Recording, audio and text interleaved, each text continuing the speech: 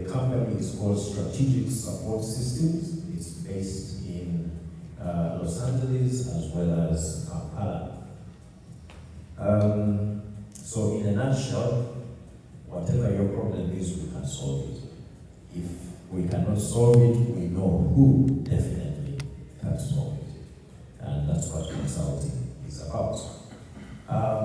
We are also a proud co-sponsor of this UNAA forum, technology forum, and we sit at the core, supported by a number of very powerful, important, and engaged people, one of whom is Robert, who is right in front of me, from Tuchikube, which is a media house that does very, very good things, and so Tuchikube is supporting us in sharing this feed to YouTube as well as other platforms. Georgina, who just stepped out, is also part of the team that puts this meeting together every year. We are also blessed to have her expertise in data science and analytics, among many other things. A gentleman who's not with us this year, his name is Julius Kabugu. He is part of this team, and we just like to honor his resourcefulness in making this possible. But he's not with us this year for a number of other commitments. If you were here or online yesterday, you definitely heard the voice of a man who joined us remotely, and that was Geoffrey Chiboneka, who is part of the organizing team on the technology platform.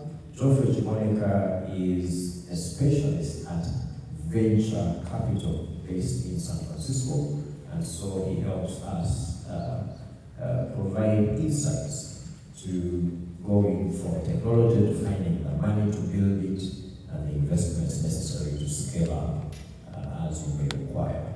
So, I don't know if I'm missing anyone else. There are many other people, Juliana in Texas, as well as Timothy, who's not here right now.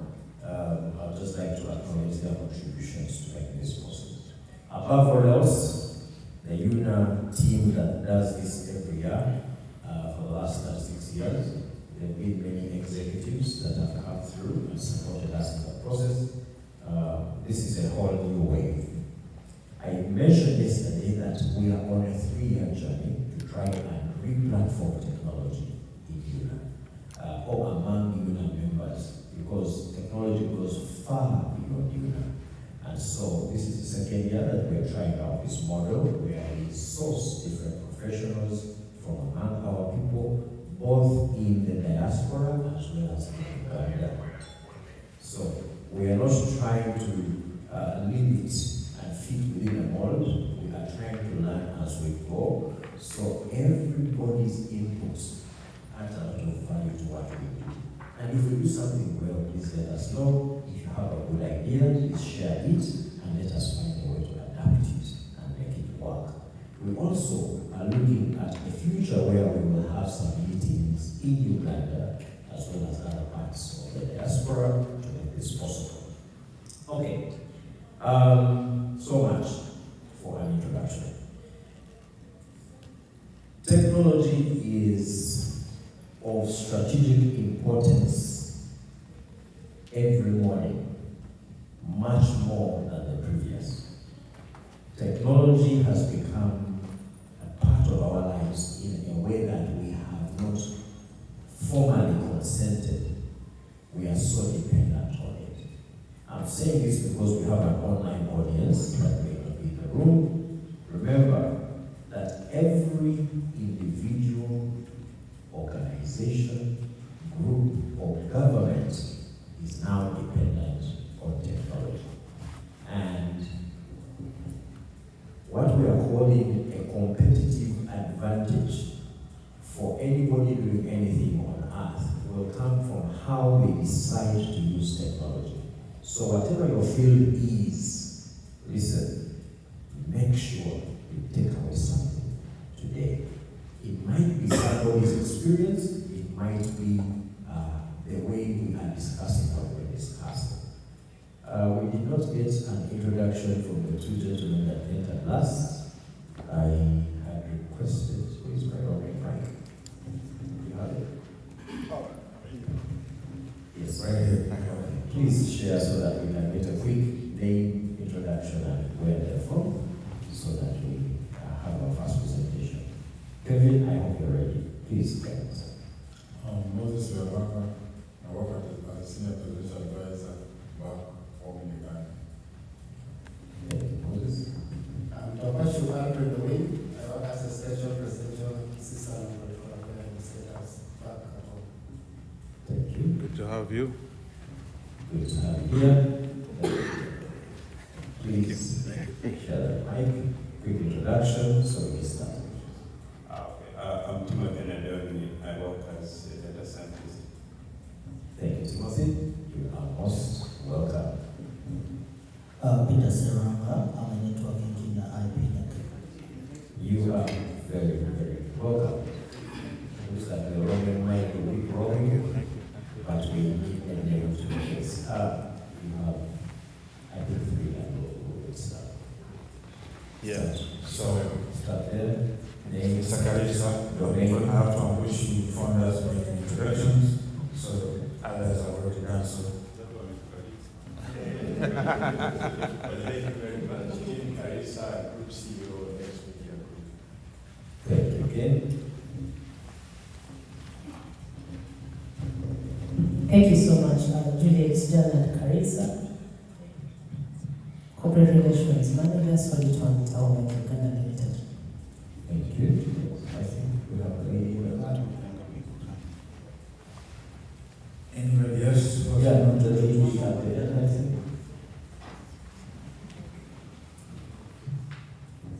Sarah Saka from Toronto, food processor, and I'm here just to know about how I can integrate AI technology and my business. Awesome. Welcome. Okay, please settle in and let's get started. This is how we're going to do this. We have a quick presentation where possible, where we don't have a presentation organized, we will have somebody speak. Our goal is to use 5 to 7 minutes for the presentation and then have a response to what has been presented. If you have a follow-up question, but if you do not, feel free to share a comment.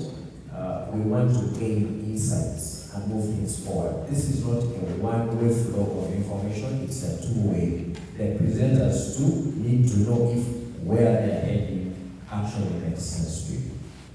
Alright? So, first off today we're going to have Mr. Kevin Ngutu-Chiruda here with us, who will be presenting a concept to us.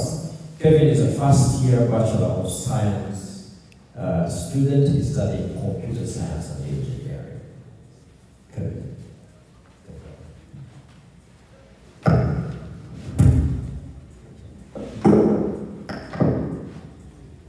Hello everyone, my name is Kevin Ngutu-Chiruda, and currently I work for Outlier AI, which is based in San Francisco, California, as an artificial intelligence prompt engineer, and I'm 18 years old.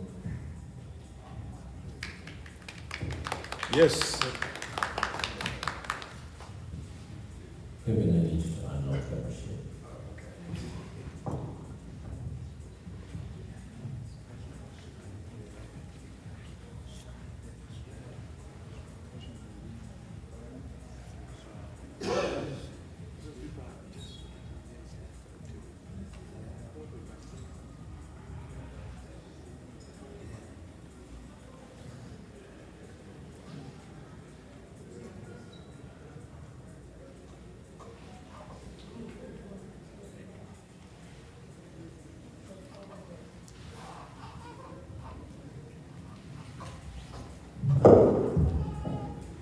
So this is my presentation, and it's called Stand Up Youth Colo, the next big thing, presented by Kevin Ngutu-Chiruda. So a few things about me is that I attend Renaissance University as a first-year student, and my major is computer science. But I want my focus in the future to be cybersecurity, because I want to be a cybersecurity entrepreneur. At my high school, Western Community, I was a magna cum laude graduate with a final GPA of 91.4%. two-time varsity track and field athlete on the 200-meter dash, active member of the Habitat for Humanity. And Habitat for Humanity is a fundraiser company that helps to build houses for people who need them. And Diversity Club, which just brings about all different cultures. Future Business Leaders of America, where my focus was cybersecurity, and we have to compete in like state and regional competitions. And Sports Nutrition Club, which just teaches you how to be healthy and just stay active. And then Kindness Club, which just teaches you how to be nice to people, which is what I try to do all the time with smile on others. And I was in 2023 at St. Joseph's Difference Maker awardee, and they awarded this to me because they believe that I deserved it, because I'm always smiling in the hallway and I just try to be nice to people, and I'm always smiling amidst adversity, so that's really who I am. Academic experience, I attended the Harvard Secondary School Program for 7 weeks long in the summer of 2023, studying an Introduction to Artificial Intelligence with Python course and a Law and Cybersecurity course. And my final project for Law and Cybersecurity is linked there. And for this project, I wrote a fictional 9-page fact pattern analysis and lawsuit using real-world regulatory acts like the Federal Information Modernization Act to defend my case. And I actually had to write it from, I think it was 6 p.m. to 6 a.m. So I stayed up all night. I didn't eat at all, and that was the only time period that we had to do it. So I had to work really hard on it. So it's really good if you want to read it after this. And I earned a Duke Talent Identification Program, also called a Duke Tip Award in the 3rd grade for scoring in the 99th percentile for the social studies section of my ITDS standardized testing. I was a 7-time magna cum laude award winner at Blessed Trinity for having a 90+ GPA during all my high school semesters except one. I created a Los Angeles Lakers, which is my favorite NBA basketball team, website in the 10th grade for my web design class using HTML, CSS, and JavaScript coding languages, and the link to the project is right there. So the reason I came today was because I wanted to introduce my app. It's just something I'm designing. I haven't, fully built it yet. But Chadwick Boseman is my favorite actor and was best known for his perseverance, dedication to acting, and role as Black Panther in Black Panther. He acted all throughout Black Panther while undergoing colorectal cancer treatment, but he thought he could do it alone. He was falling asleep during interviews, and everyone was wondering why he was losing weight. He was getting bullied on the internet, and everyone was wondering why. And then he was actually undergoing chemotherapy, colorectal cancer treatment. And in remembrance of him, I plan to create an artificial intelligence application that will be called Say No Youth Colo, since Chadwick died from colorectal cancer at the young age of 43 years old. So how will this app come into fruition? In the app, a user's age, weight, height, screen time use, and physical activity will be collected and stored using data analytics. From this information, the app will run data patterns to find any unusual situations where the user would have colorectal cancer. If found with a high probability for colorectal cancer, the app will provide proper screenings and actions for a user to prevent any stage of colorectal cancer he or she may be in. The resources I plan to implement machine learning and cloud computing, and I plan to use Amazon Web Services, which is a cloud computing-based platform sponsored by Amazon. And I also plan to use artificial intelligence, which ties into machine learning, cloud computing, and AWS, the platform. And I plan to use statistical concepts as well to predict probabilities. So I also plan to use patience. I plan to work on this app my whole senior year of high school, freshman year of college, and potentially sophomore year of college in order to eventually publish it to the App Store and the Google Play Store. And I also need support. So my social media platforms are limited right now, but I currently created an Instagram for my idea, hashtags to hashtag CNWFollow, and I have 32 followers right now. And the link to Instagram is right there. And if anybody has any ideas on how I can make the app better, you can send me a direct message on Instagram, because collaboration is key, especially in the field of computer science. And my contact info is kevinchunoda18@gmail.com. And if you want to get my LinkedIn or my number after this, I'm willing to give out to you so we can network. Thank you.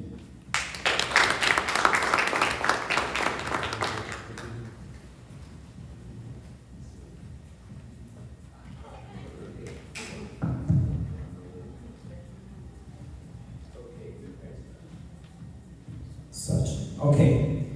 Very quickly, Kevin, thank you for providing that. You need to stay up here so you can answer some questions. Where is my roaming mic? Robert.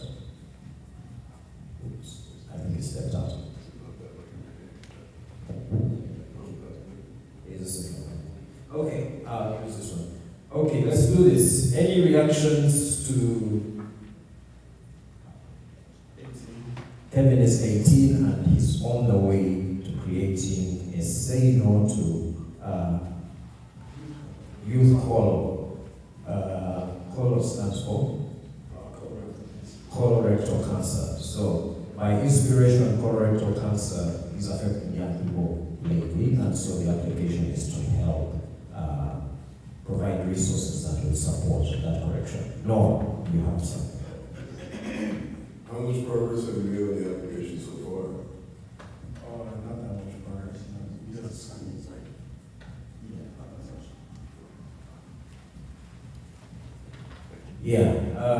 So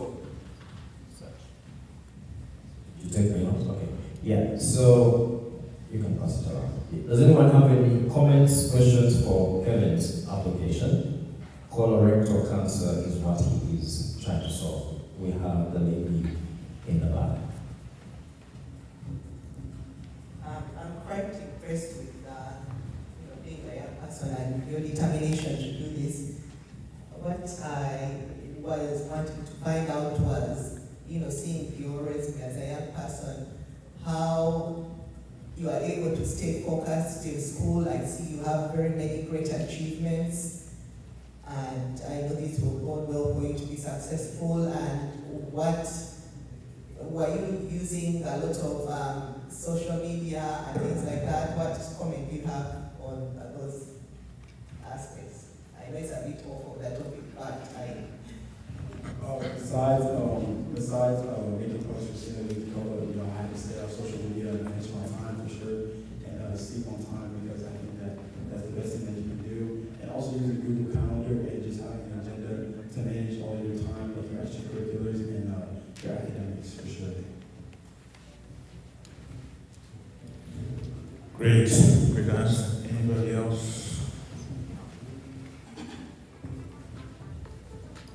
I work for DOD. We have a provision that you protect the PHI and PII. That is to do with the personal data. I think it's to do with the social media. Oh, you know, personal identifiable information. Oh, yes. I think that can be explained in the terms and conditions. You can only put as much information as you feel comfortable putting.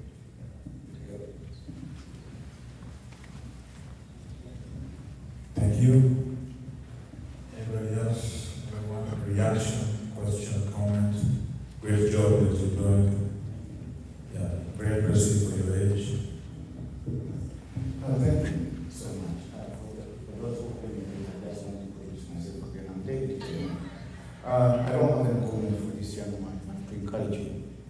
It's not easy at the age of 18. Most of us were 18. All of us here were 18. But of course, we are not to be able to do what you're doing at your age. And I want to congratulate you. I want to encourage you. For some children who live here, they think it's easy. As a parent, one of the biggest problems we have here is parenting. And when I see a young man of 18 years doing what he's doing here, I really must be honest and pass a very sincere congratulations to the parent and to this one. And Kevin Kirunda, you happen to be on soccer, though you don't speak with soccer, I'm on soccer too. So keep that in mind. All right. Does anyone else have an 18-year-old in your house? I hope you're taking some inspiration, right? Yeah, things can be done. Kevin, thank you so much. Kevin is at design stage. From an IT perspective, you need a lot of input at this time. If it doesn't work on paper, it doesn't work in real life. It needs to work on paper. So, if there is need for support, one of the things we want to underscore in these conversations is to understand where to find support, mentorship, and that type of thing. So please reach out. We might have a special session for 18-year-olds one of these days. Okay, David. Yes, I have a question for you too. Yes. I missed it yesterday, but let me ask you, bear with me. Say, when you talk about support, let's be very honest with ourselves. What kind of support? How much? In my lane, I'm not an IT guy. I really don't know what goes behind the screen. I use the IT, but have a phone and I pay for it. I don't know. But how much does it cost if we are looking for investors to help everyone to put up a good app? 10,000, 50,000. How much, for example, Kevin is looking for to accomplish his project to a certain level? So if we get to that, maybe people here can help, but if you say support of 1 million, support of 1,000, it's people a little bit clear. Thanks, David. Good question. So in the IT space, I would say this very quickly. That's a very important question. There are different stages of development, and so right now, Kevin is documenting how his concept will work. So we say support in this stage, it's documentation support. I can do that as a consultant. There are many of you that already do systems design. You can guide him on how to structure, how to document it, so that it is clear to get us to what does this take to build, then we talk about money after that.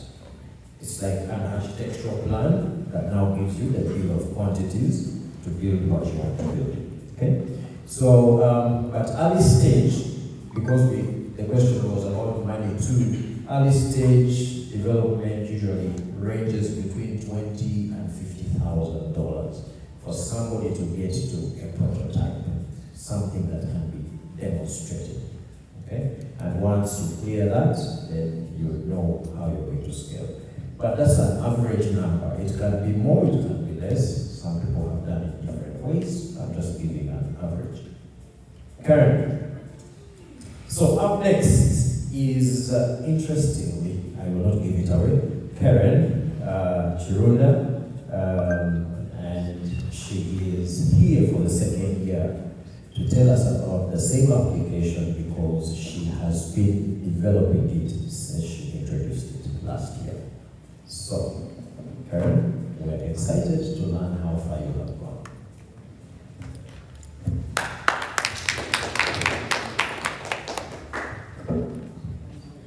So, good morning, ladies and gentlemen. My name is Karen Kurda.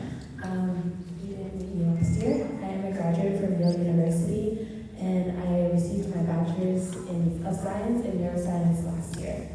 I completed the pre-med track, and I also have an extensive background in data science. And over the past couple of years, while studying the brain and the human body, I developed a strong passion for medicine and healthcare. So right now, I work at Massachusetts General Hospital as an NIH pre-doctoral fellow, and we've been focusing on clinical research to improve patient outcome. So I have had the opportunity to navigate a number of patient interactions in my day-to-day, and while working at MGH, I've also been able to work on a project base in Uganda that investigates novel technologies that are studying gastrointestinal diseases. So I take pride in my heritage as Ugandan, and I'm constantly looking for different opportunities to utilize my knowledge and skills to help other Ugandans. So this is my diagnostic health app that I've been developing over the past couple of years, and I'm just going to give you some more information about it.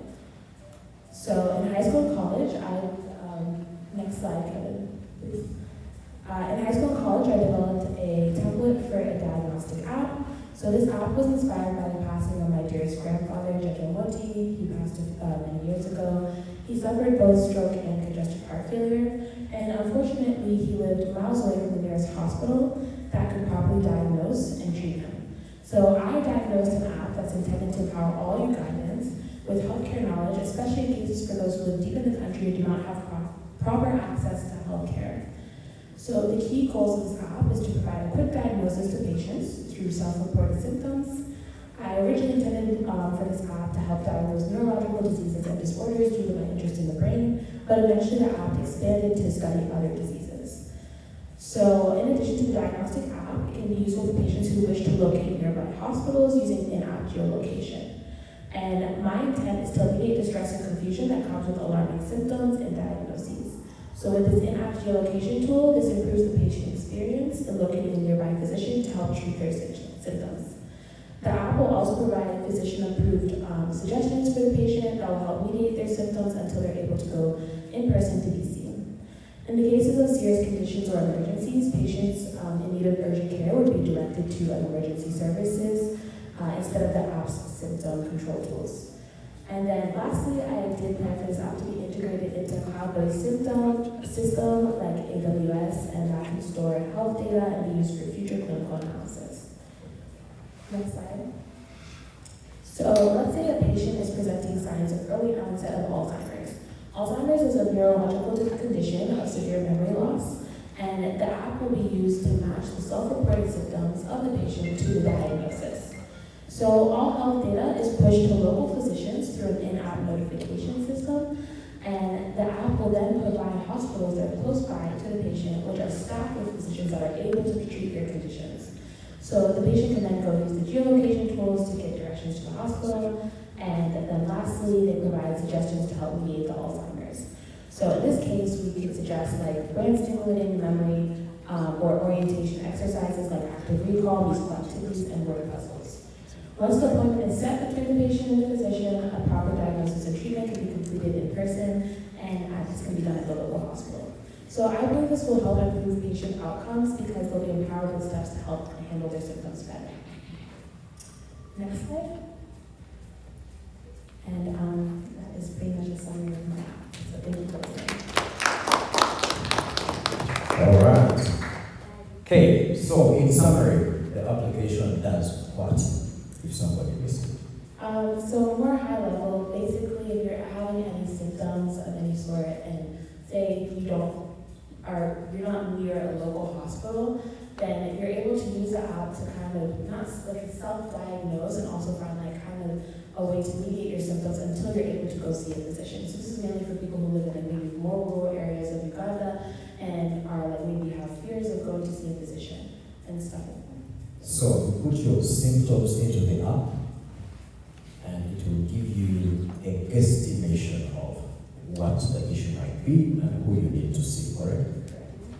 Make sense? No. How much of this is known? Like you have a back end set up, or have you gone more time on seeing it? Sorry, I think. At what stage are you right now in this? So right now, I have the design of the app, but we're working on the geolocation aspect, and then also getting an actual hospital to test some of this data. So I'm still in the design stage. Design stage. Okay. Any question? This is designed to work in Uganda. Oh gosh, I need that mic. Good morning. I kind of walked in late, but first of all, thank you so much for addressing telehealth in Uganda because it is absolutely necessary. How scalable is your app? I would say for now, we're just working in like smaller cities. So like my grandpa, for example, was inspired to work in like say like Fort Portal. But eventually I am trying to use like more large cloud-based systems so that it can be used across all of Uganda. So probably It is scalable, costs testimony. Correct. I'm going to skip you for a minute, guys. I'll be back. Karen, thank you for your presentation. Are you thinking about how you simplify it for this many of our people may not be able to be tech savvy and also understand the lingual.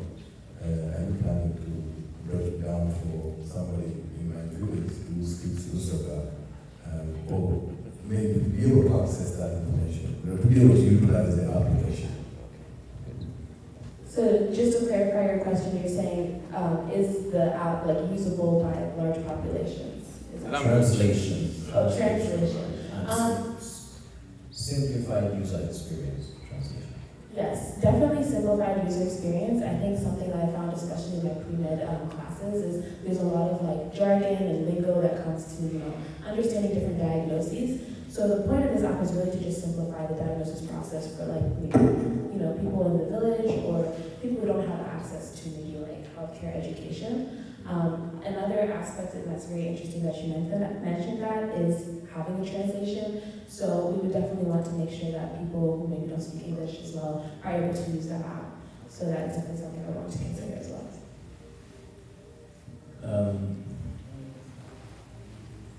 Let me just stand up. This is a very good idea, and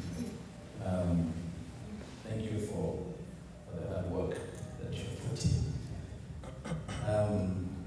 As we move forward, as we progress with this idea, to what extent have you interfaced with the area or the country where you're going to launch this idea? Because we have quite a number of Ugandan professionals here that you can network with. Sometimes we have a lot of innovations that don't come to fruitality as a result of the very complex infrastructure in Uganda. But I would encourage you to interface with a few people here that work in Uganda and understand how those things work there, to be able to guide you as you look forward to launch this idea. Thank you, I appreciate the advice. Thank you, Kevin. Sorry, Kevin. I don't know that you are later, but I do a bit makes you or Kirondas. Back home in Uganda, through the use of ICT, we have a fund for technology innovation, like what most of you are doing. Young people who support you financially to develop these apps. So the government of Uganda has some funds for technology innovation. What they're doing is a good innovation. We have supported that before. There's some young people who developed an app to identify cows where they are. If the cow is having that something on its neck, even when I'm here in Washington, I can know what my cow is, what it is, what it has temperature going down, things like that. So it's more isolated, so you can be supported with the government of Uganda. Thank you for the government. Thanks, Alice. It is good to know that technology is a significant priority sector that our government has recognized. But let us give a round of applause for this beautiful presentation. No? Yes, it's no. Oh, I'm sorry. Oh, no, I just had follow-up questions, but I can talk to you later. All right. No, I was just saying, I think Noah Hart. Thank you. Thanks, Noah. Our goal is not to exhaustively answer questions up front, to initiate the conversation, and we believe that this convention is not just about the other things out there. I think there's a lot of substance for us to take up. Okay, we're going to switch gears a little bit. As you can see, we have started out with young people that have been inspired to take on these challenges without any remorse. And so that inspiration does not come out of the blue. These children are not thinking the way they are thinking because God gave them a gift. They've seen somebody do it. They have role models in front of them, obviously. As you saw, the Chirudas have great role models here that are part of this team that puts this conference forum together. But I would like to stay within the healthcare domain and have a personal experience sharing from one among us. Not a very uncommon face, somebody you are definitely familiar with, but I bet you had no idea. Mr. Amos Chigini. You're welcome.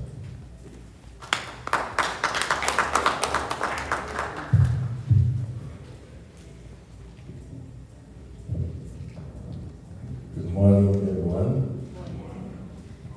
Amos Chigeni is my name. A name I've fought so hard to bring back or to regain, because most of you know me as General Megadi, Uganda's first singing general. I came here in 2013. Actually, my background is to give an insight about transition and also mentorship into the world that we live in this side. I have a bachelor's degree in industrial finance from Makerere University. I used it for a few years, and the world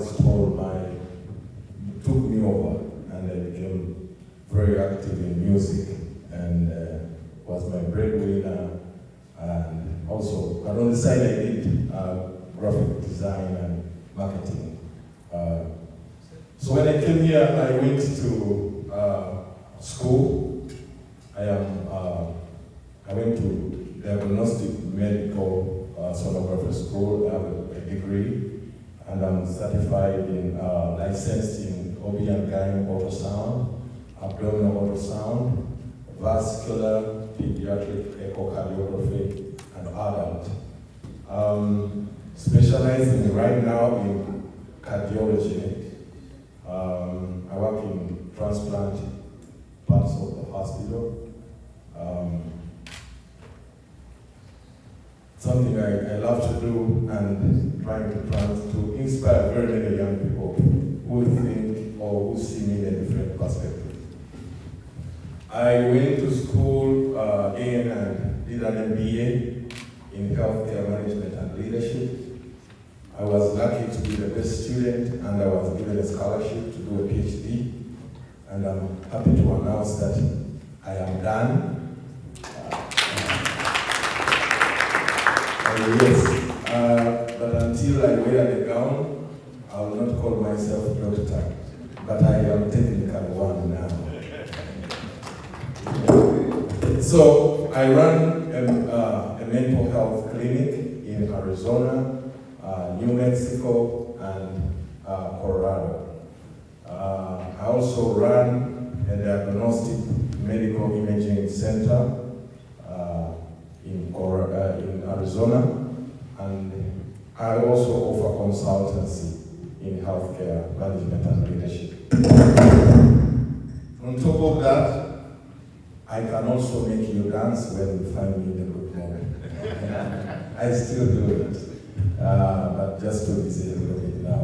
So I am one of the people who, when I came here and went to school, I discovered that many of our young people lack knowledge or lack information to transit them to the next level.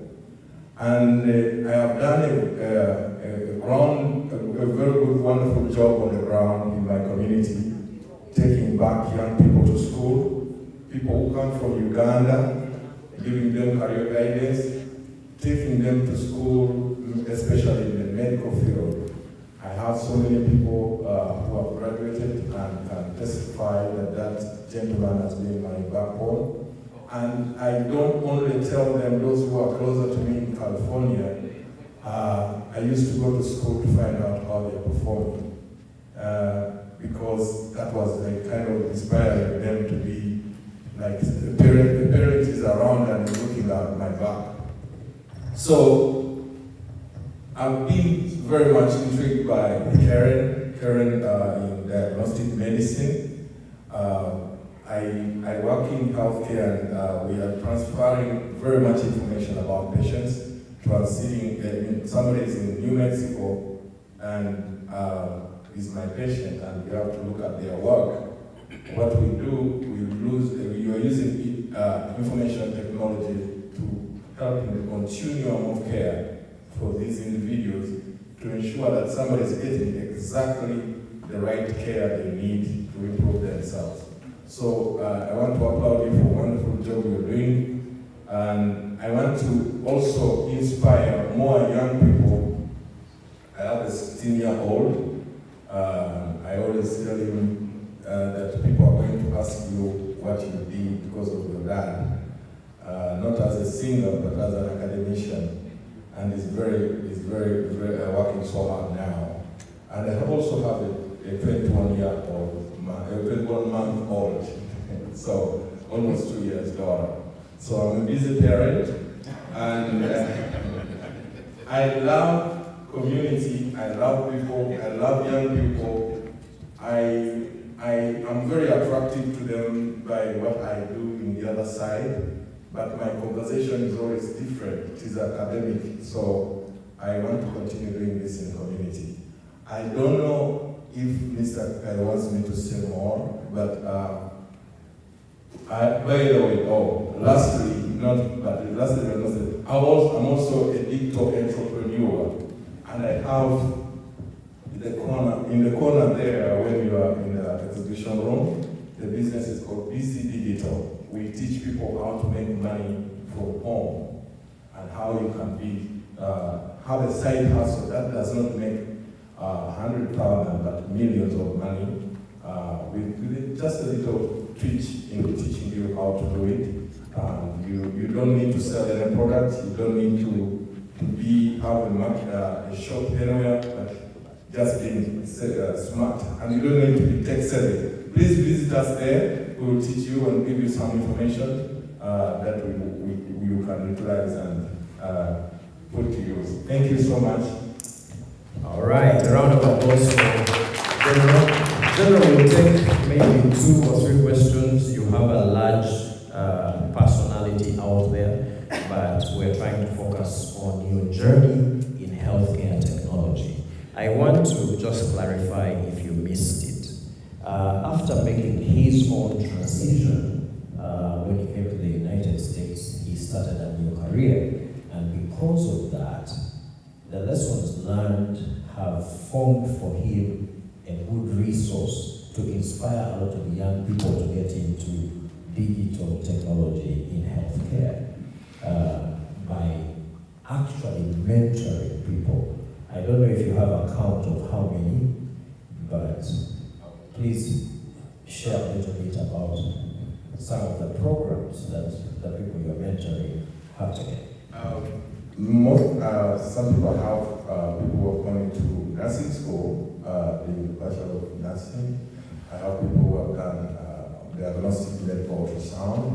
I have people who are doing IT, because IT you vast, but you still come and work with us in the healthcare industry. So, like I told you, I have people in New Mexico that right now I can look at a patient chart and I can send it to the doctor, and then we can, help at the right time. So, in every area, we are trying to inspire people. All right. Yes. Sure. Just a quick question. And his family has been serving Uganda for so many years, in Ginger and other places, so he's used to service. I just have a question. How do we become medical hoteliers as Ugandans? Because we have the capacity now, we have the doctors, we have the interns, we have the medical school. How do we embrace that? How do we train our people so that we can bring that revenue to the country? Yeah. We, in the diaspora, we have built trust among ourselves, and building capacity here is the biggest resource that Uganda must also embrace. We have so many people here who are in these industries like tech, and they're trying to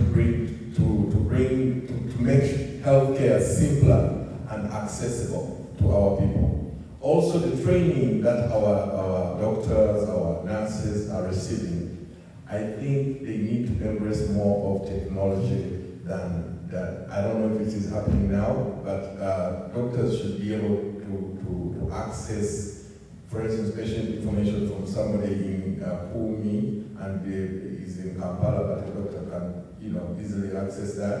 So if you facilitate their capacity to be able to access, to simplify their work by, not guessing.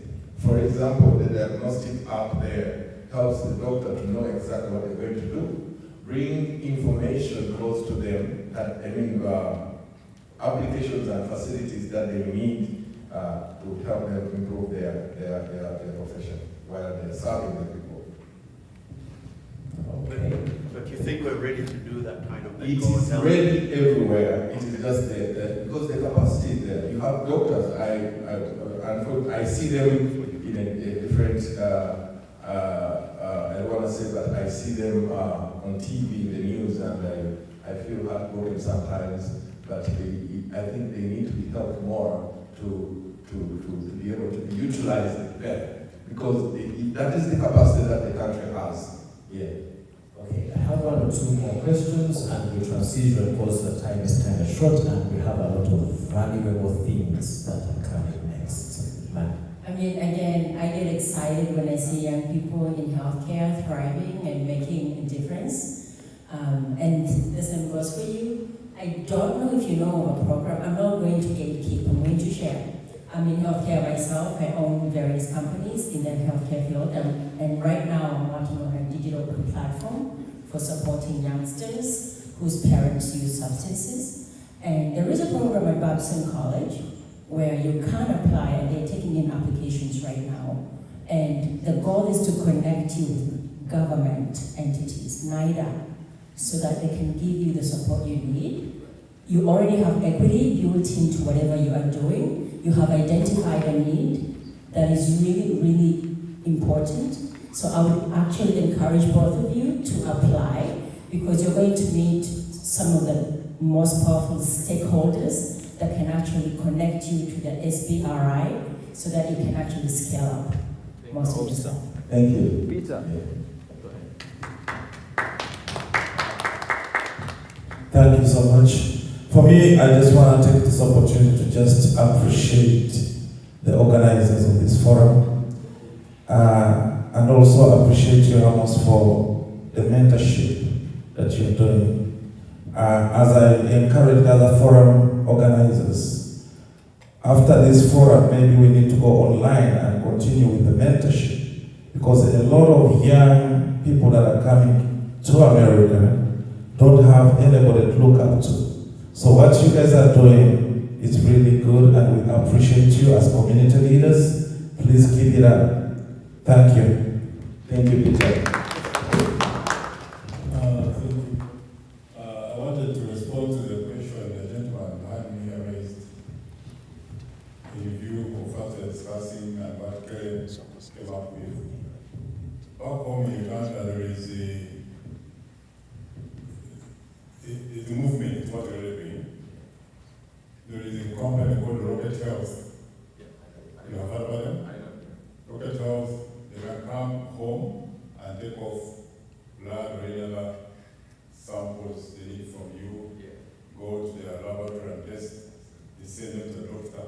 So even when you're at home, without physically seeing the doctor, and if you have used the Karen's app, the doctor has seen what the patient needs, he said we need to test ABCD, then his team can come, find at home, take off samples, whatever they want to test, have them tested in the lab, the doctor looks at the results and then they reviews the recommendation, but without you physically going to the hospital.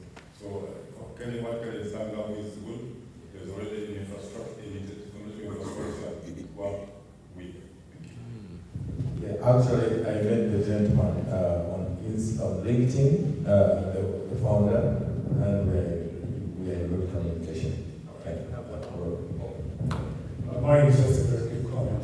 So thank you so much for that wonderful presentation. My comment is fairly simple, and it's to mostly the parents in this room. When we come to these conventions, yes, we have a good time, we party and everything, but we come with our children, and last night I saw a lot of them out there partying and dancing and drinking and everything, but most of them right now are sleeping. And yet, here's a gentleman who is willing to mentor and give guidance, and our children are in the hotel room sleeping.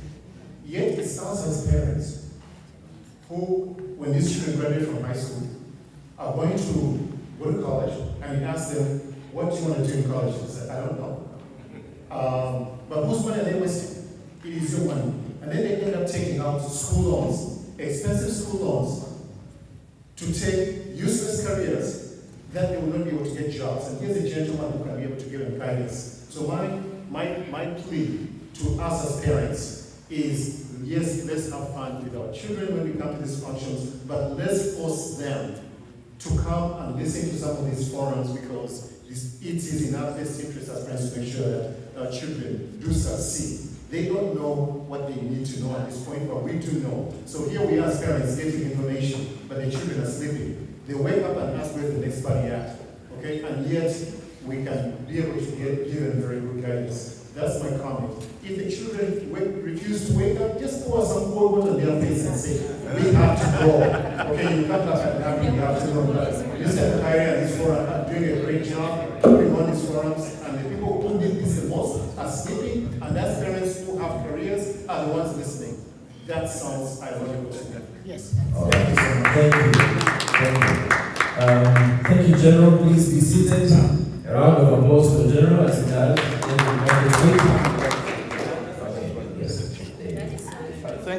Thank you so much for your parent. You know, it's easier to say. I always tell my students.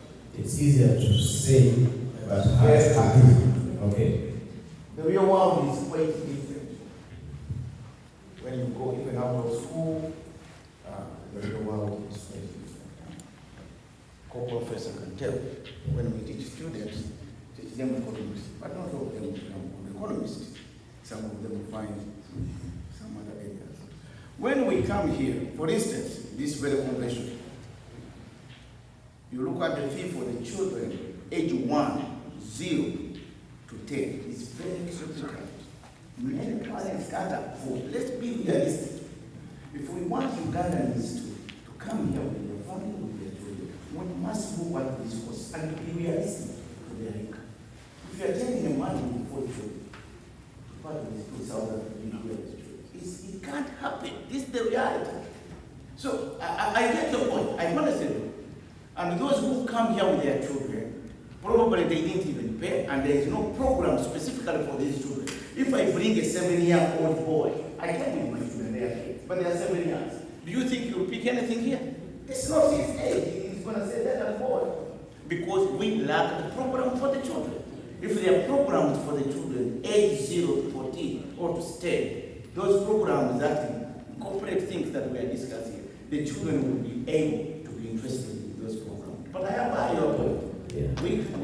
Let's come with our children. But bring a 9-year, 7-year here, I don't know, but my children, I think they may not pick anything at that age. 14 and above, probably yes. Thank you so much.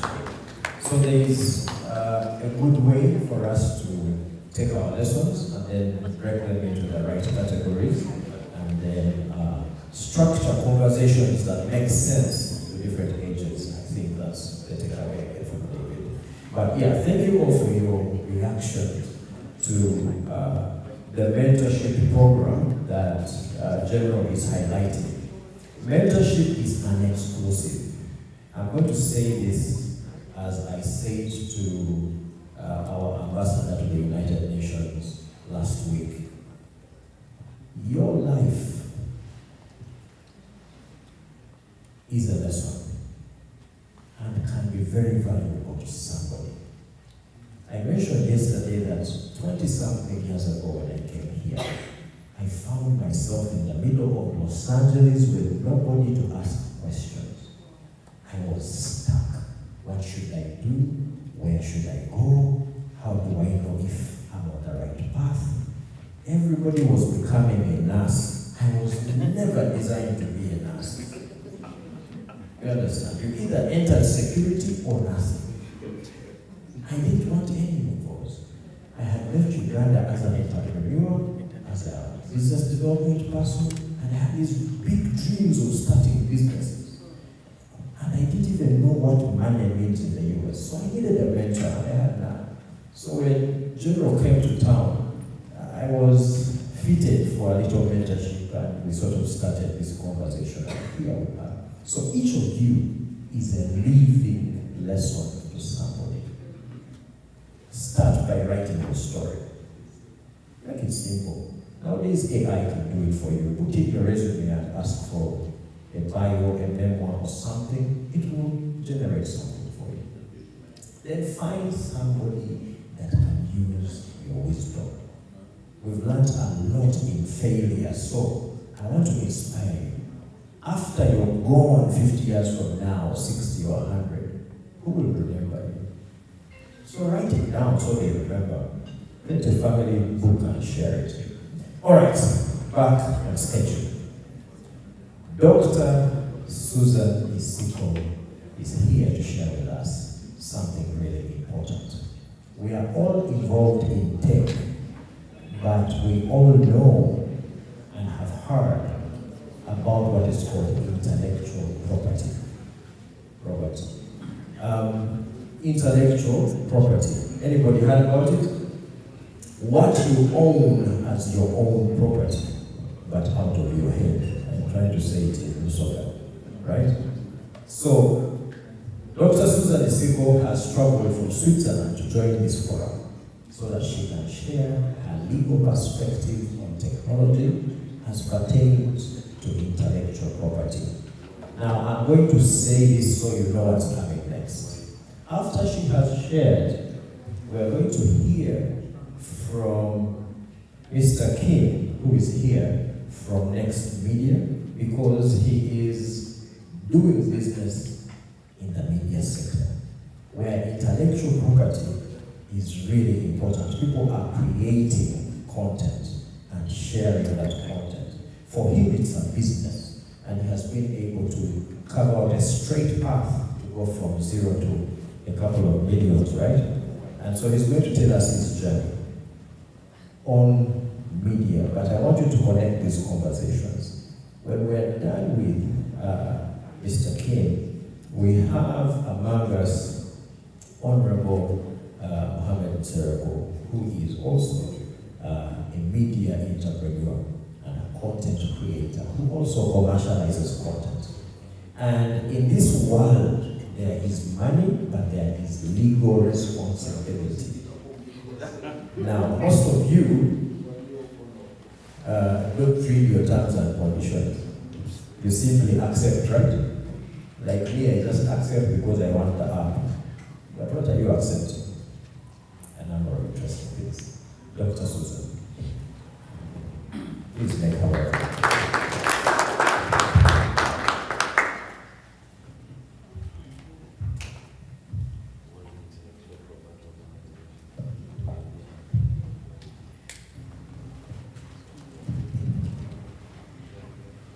Good morning once again. I'll start with the basic. I said I'm Susan Isiko. I'm Susan because that's the name my mom gave me. I'm Isiko, that's my father's name. I'm from Uongo in Uganda.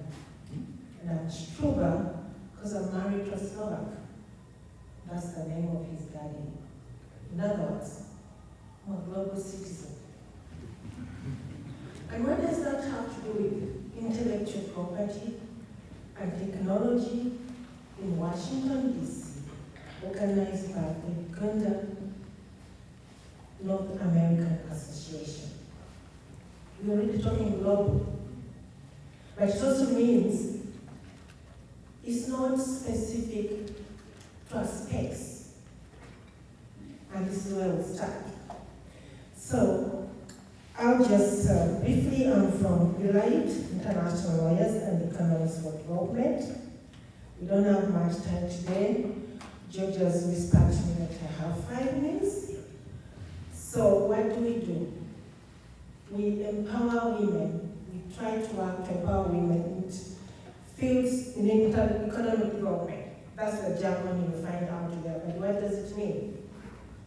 One of the aspects we work on is precisely intellectual property, technology, trade, electronic commerce, and regional economic integration.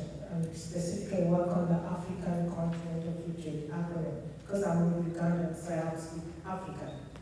But we work on other regional arrangements. And one of the things we emphasize is the use of intellectual property, explaining how this works. And we do this through mentoring. So all there, you can see the threads in everything we are doing. You can participate, you can join us, you can be part of us by visiting our website, which is eli.org. It tells you how you can be part of us. But what are intellectual property aspects of technology? Could we have slide number 5, please? Slide number 5, I think we are a bit slightly up. First of all, as George has explained, intellectual property is something of your head. It's something of the intellect. We have tangible like this, but we also have the intellect. And from there we can have creativity, which involves ideas. We get how we produce, how we package content like in the media, but you can also be ideas as what we've invented, that's protected by patents. It can also be ideas of how do I trade, or what secret do I have to be able to put my products on the market, which look like the same product as A, but I get more money, and that's called trade secret. So with the time we have, I'm not able to go into details of this, but there are 4 aspects of intellectual property I'll highlight, which are very directly connected or they impact our technology. And one of them I already mentioned, copyright. The example we have here is media, or we have apps.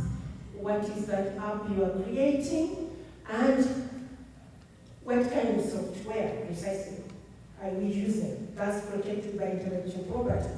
It can be protected. And that software, as I'll explain, are you using open software that everyone can share and add something and then put it in a common kind of place?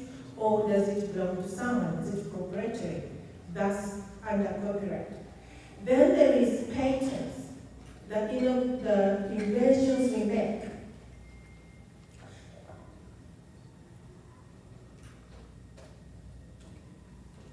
The inventions we make, we've had a lot of conversation about medicines and medical technology. The inventions there, what have we made as inventions and applications, and then useful to society? That's very, very important to make it an invention that is protected by intellectual property.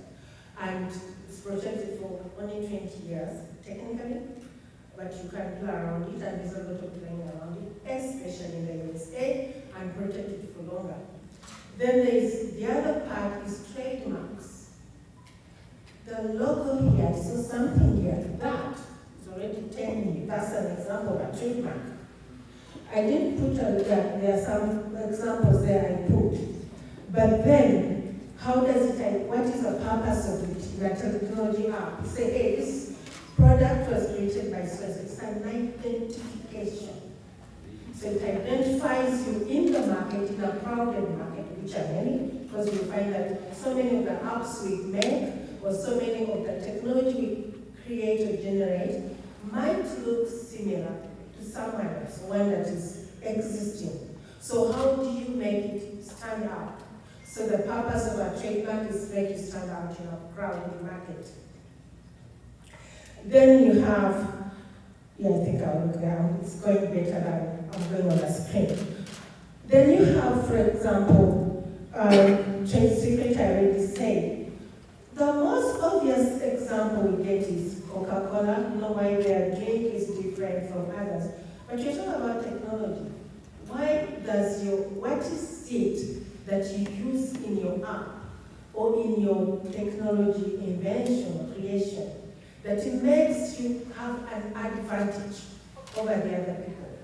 That's what they call trade secret, and it's very, very important that you keep it secret. The moment you put it out, one, the law doesn't protect it, it's not secret anymore. Two, you've lost advantage in trade.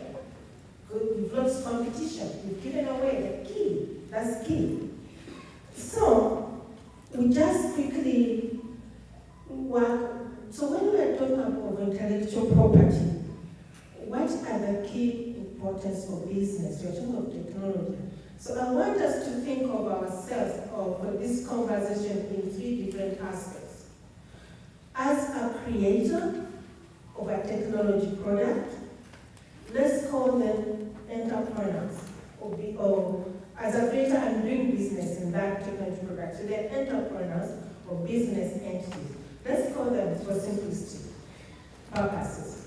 Or it could be a creator of a product that you are creating for a company, for an enterprise. Let's call them employees, or contractors, or consultants.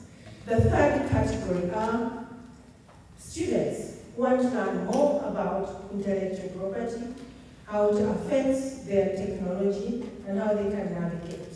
So we are talking about three different people here in the conversation.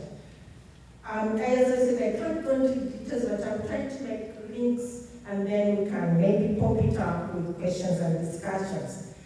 One thing that applies to all those people, and especially the business who are already established or entrepreneurs, when you're talking about intellectual property, for example, you want to have trademark, when you're considering, make sure it does not belong to someone else.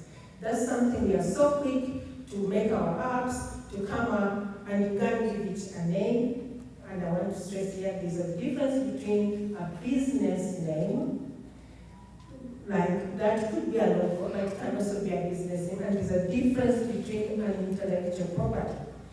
So the law requires that you register with the business company or the business organizations. At the same time, you register with the institution dealing with intellectual property. In Uganda, you have the Uganda Registration Services Bureau. You also have the Bureau of Standards. They have to check whether your app or your technology is good for use. Here you have the USAPTO, United States Patents and Trademarks Office. It runs all these different kinds of intellectual property. Rules, setting rules, how to use it and generate, defend it, protect it, name it.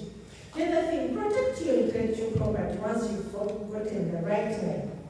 That's last slide 6, George, I don't know who's helping me. We've already, you can leave it at that. Okay, we can go to slide 8. Just talks about the benefits of intellectual property for tech. It's a run through. We'll come back to it. The one I said, it helps you stand out in a crowded market. It's a defensive mechanism.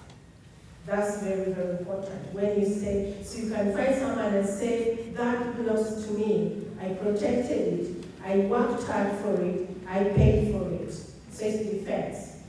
There's something that we ignore so much. It takes a lot of time and a lot of money to create or to work in, to create some technology app or a product. You can license it. You make money off it. Someone gives you money for using it, for borrowing it and using it. You can also use it to borrow money from the bank. It's called a collateral. So there are different ways. It's not just about making money or protecting someone else doesn't use, but you can actually make money out of your intellectual property. They are called assets, intellectual property jargon. But I thought I didn't bore you with all this. So what could be the issues? Some have already started. One of them is when you're creating the intellectual property, be sure, first of all, when you're talking about logos, for example, when you're talking about those tags, that is something that is neutral, but also it speaks about your product. It gives a message. And if, especially when you're talking about, for example, you are creating an app, DC or USA, one uses it in Uganda and maybe another part of the world. So the other jurisdiction, they will understand it. And that comes to the question which was, for example, raised about translation, about being user-friendly. Think of that unknown user you don't know yet. So when you are creating this, and when you are talking, you have to protect it, be very, very aggressive. Some of us just throw things there. You even see that someone actually is using your product, and you just like, oh, they're just using it. No, they are going to take money from it. So you have to be aggressive in protecting it. Then you have to defend it. It's different from protection. For example, you go to a court of law, and please try to avoid courts of law. They're expensive. So the way to avoid that is also to have a good protection, good marketing, so that it's out there already, and it speaks for itself. Then, of course, commercialization in terms of licensing, using it as a collateral. So, issues to pay attention to for professionals, because I talked of professionals, I talked of business, we just dealt with business, people, developers, enterprises, now professionals or developers who are developing those IP-related products or intellectual technology products. One of them, the major thing I want to say, and here I'll just run through it, you need to be careful. Are you an employee, or are you a contractor, or are you a consultant?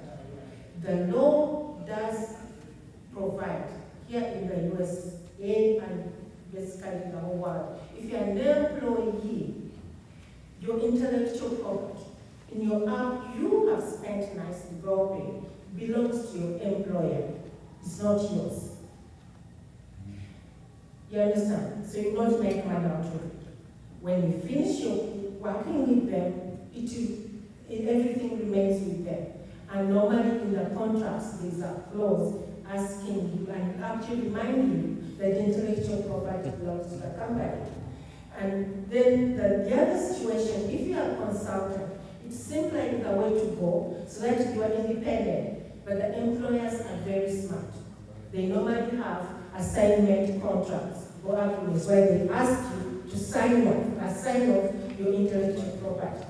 Or even if you are a consultant, it's the same. So it's not as easy as that. Unless you are established, I'm sorry to say, and you are really a renowned name, there's no easy way out. But the way to go around it is to be, yes, an independent consultant firm and be strong and known, and so that you can dictate the terms and tell you employ it as an independent company, organization. We don't give you the IP. They won't if you're not strong enough, you won't get a contract. So the last one, my time is up. What are considerations for students? If you're considering getting into this field or getting to know more about the possibilities and the hurdles, one, there are so many renowned schools, universities. Here I have just an example I grabbed from the US University's website, but I must say these are not all. They are maybe good at commercialization, so they are there. I just happen to know a professor and renowned for each of those, but doesn't mean that's all there is. You can look elsewhere to other universities. But there is also, if you want to just beef up what you know, what you think, there is a free course offered by the World Intellectual Property Organization. One, it is free, and two, it is online. So you can get to learn to teach yourself in the evening and just get a gist of all the different aspects. With that, I thank you for now. Thank you. It is relatively new territory for most of us, and it is going to spark a lot of conversation. A perfect segue, because I'm a living example of what I realized I didn't have. The last time I worked as a consultant on a project for a company, I worked on a system, very ambiguous, I evolved it from what it was, and the net difference between before launch of the system I designed to after launch was the company's supply chain revenue went from $1.8 billion to $2.4 billion the next year because of that solution. And I was earning a salary. I had no share in that revenue gain. That's the last contract I did in that capacity, and I've since moved on. So, this is real because I had no rights or claim to that revenue increase because of that implementation. What's your value? That's what we're trying to build here. Okay, so I'm going to take 2 questions because I have Dr. Susan in this convention available until Monday. Then she goes back to Switzerland. So if you don't ask your question here or comment, you will follow up. So let me have the gentleman. Thank you, Dr. Susan. I always thought that we, in healthcare and in all our medicines, since we are Chinese all over Uganda now, that we have patents that would have been ready, that would have brought revenue to the country. But how do you work with government to ensure that we have the same protections that the US has for patents, and that we don't lose all our knowledge in medicines, in all these herbals, since we have also a very ready friend in the Chinese who can come and look at our herbals and say, oh, this does this, and then they go and patent it. Thank you. How do we protect ourselves? Next.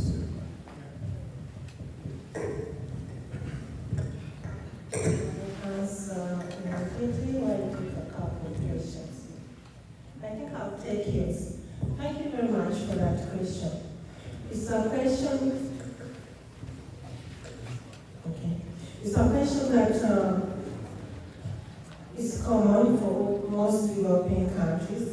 The intellectual property system, the international, is designed in such a way, with all due respect, to protect certain constituencies, those who are original creators of the intellectual property, and I'm not ashamed to say here we are, yeah, that's one of them. So there are conditions, there are kind of tick points to see whether the invention, it applies, it provides a solution, a technical solution, whether it's new, whether it's what. Unfortunately, many European countries, including mine, Uganda, we don't have the capacity to do what we are calling examination. We have a report, the African Regional Intellectual Property Organization, that is doing this, but still we have very limited capacity. So in the end, we have many of our innovations, like you are mentioning, they are not recorded or they are not accepted. So it comes to the question saying, how do we get government? It will be, how does government negotiate these arrangements when they're on the round table with other partners as to what are the standards? One thing that us as researchers have been encouraging is to have what we call petty innovation and lighter innovation, not in the context of patents. So that even innovations in Uganda that you really see that there is something added that is new, they are protected and they are not wrapped up in the general definition or category standardization of a typical patent. That you can get the government. Got additional innovation. Thank you very much for the opportunity. My name is Angela Tanga. I'm from the Embassy of the Republic of Uganda. I'm head of commercial diplomacy. Thank you very much for sharing your insights and experiences. You talked about commercializing the IP, and I think the examples that you gave were very good. However, you also mentioned that you can collateralize your IP. Could you please explain a little bit about that? How do you collateralize it? collateralizing, especially, in the environment and the banks and stuff like that. Then the second one is social media influencers. They become very, very important in our lives, in the lives of the corporate world. What are the do's and don'ts on retaining them and giving them a contract that protects the IP of the retainer? It's just a hint, and then I'll have another conversation during the break with you. Thank you. Thank you very much for those questions. I'll start with the second one. Before I continue, if these slides are shared, it might be helpful. There's a whole slide which has some links to basic information on IP and business, the different slides. But the one on social media is about the question of protection. There's something I mentioned that we work on, for example, electronic commerce, but social media is a platform where we can sell ourselves, tell people what we've done, what we are doing, what you're about. If you put your stuff there and it's not protected by IP, someone will take it and pretend they are the ones who have done it. That's why it becomes very, very important to first protect before you throw it out there. Because there are people who are there. Some genuinely don't know, but there are many who are deliberately trying to use our resources or our innovations. And one way to do that is, unfortunately, to go through the channels of how do you protect, how after you created it. In Uganda, we have the ARIPO that does this. It's a long process, but when you engage a lawyer, it's faster because they know who to call in the middle of the night and get things done. Here in the USA, as I mentioned, you have the USPTA. Depending on what it is, just mention that copyright, like when you're talking about social media, is copyright just gets automatically copyrighted as long as it's produced. But things like patents, industrial designs, trademarks, they have to go through the process. They have to be examined to see whether it doesn't confuse, for example, if it's a trademark, or whether it's new and if it's going to be used. So engaging a lawyer makes the process faster, though lawyers are very expensive. You can be unnecessarily expensive. So I wish I could give you a straight answer. Then the other one using corrections, because you have the intellectual property, for example, a certificate of registration of a patent, that's the document. I didn't straight it because we didn't have time. It's just a certificate, a patent to prove. Or you have so you can use that to say in the bank, to say this is what I put as a e-post. Though I must say, it's not really lamentary, it's a question of trust and question of quality. In most of our countries, I've been to Uganda, to do research there, Swaziland, Malawi, they don't allow really intellectual property as collateral. It's coming up, but not all the banks. Uganda, some banks do. But once you have it, it's like having your mortgage and say, this is what I deposit. This is the asset I have. It becomes an asset. I hope I'm clear on that. Thank you. Are we using that because we don't have venture capitalists who could, bring money to such an idea and bring it? I'm sorry, I didn't get that. Are we using a collateralization because we don't have venture capitalists who would look at such an idea and say it's worth funding? No, because the collateral is your property. Yeah. So I'm saying this is what I have, I give it to you as a guarantee for you to give me the loan. All right. Yes. Thank you. A round of applause. The conversations are all deep and wide, but at least now you can't say you don't know. Now you know. We have some bankers in the room, right? Any bankers? Yes, Equity back there. It looks like Equity is the only bank that understands technology, so we'll stick to that. There are two others, I don't know where they are. Yeah, bankers like to ask us for collateral, right? Did you know that your idea can be valuable to a collateral level? Now, thank you, Dr. Susan. She's around. Please feel free to connect, set up consultations, and she'll guide. We have good things for you. It is better that I expand the menu so that you know what you all came to UNAA for. Next, we are going to watch a very short video. It is 2.5 minutes long, thereabouts. Robert, are you plugged in? Just 2.5 minutes, and then Mr. Ronald Katamba will speak to us concerning the same.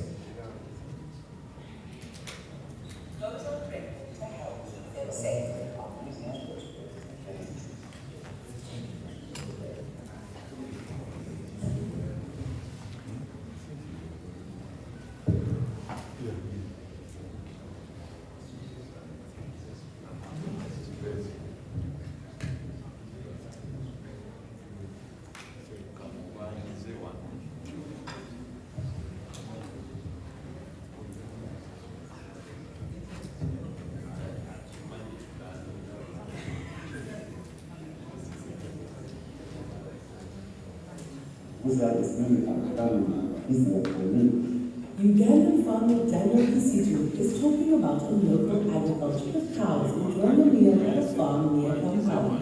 Every bite taken, every switch made, goes on record to help keep them safe.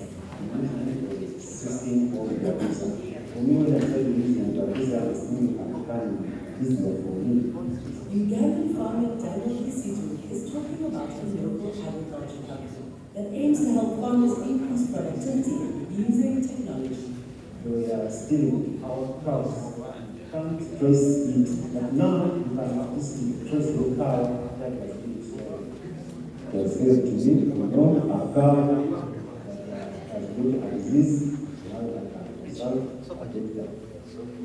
Daniel's success is exactly what Ronald Katamba had in mind when he created Jaguza, a company that fuses tech into livestock farming. We came up with this technology to help farmers improve their livestock production, strengthen security, and improve mitigation of climate change. So it's a technology that we use for detecting diseases in animals in the next 48 hours before the disease manifests, tracking animal whereabouts for cattle safety, helping farmers to access markets, and also information sharing through our veterinary doctors and extension workers to help farmers improve their productivity. The idea was born out of a personal experience. At just 12 years old, Ronald became an orphan and his own caretaker. I couldn't go back to school, so it was that one day when I said I should start farming, and I started bearing rabbits for fees to pay me fees to go back to school. But there's that one day when all my rabbits died one night. I do not know what caused the problem for them. The same thing, and then I couldn't go back to school. When my rabbit died, the first thing I thought was, how many people are having a child like me? So I had to make sure I go back to school and study. My third year, I thought of developing technology that will diagnose disease in the next 48 hours before the disease manifests. So that was the perfect application. And today, the platform is helping farmers around the world avoid the problem of run-ons rabbits. Our technology is now used in 4 countries, that is Uganda, Mozambique, Namibia, and Fiji. But we also have countries that are inviting us, countries like South Africa, Western Cape Town, Swaziland, and then also Gambia. We are going to make sure we roll out the visa to those countries. The good thing with this device is it's solar powered, so that means the farmer has no problem to charges. The moment you install it on the cow here, that means it's going to be there to recharge itself. So the moment it is any abnormality on the cow, it sends it to the reader, which is solar powered also. There's even an option for farmers without internet. You don't. How does celebrities like Thank you so much for that short video. I want to take this opportunity to thank everyone here. I want to thank UNAA, and I want to thank the people who inspired me to start where I am right now. I want to recognize Dr. Kalisa. I know I've taken long without talking to him, but he really inspired me. I met him. He's the one that has pushed Jaguza to be where it is right now because of the inspiration he likes to young entrepreneurs. I want also to recognize part of the government, Dr. Young. I know you really badly need this technology, and I sometimes was so frustrated and had to relocate to the US and make sure I started this side. But it's a short story. I will make sure I talk to you maybe after.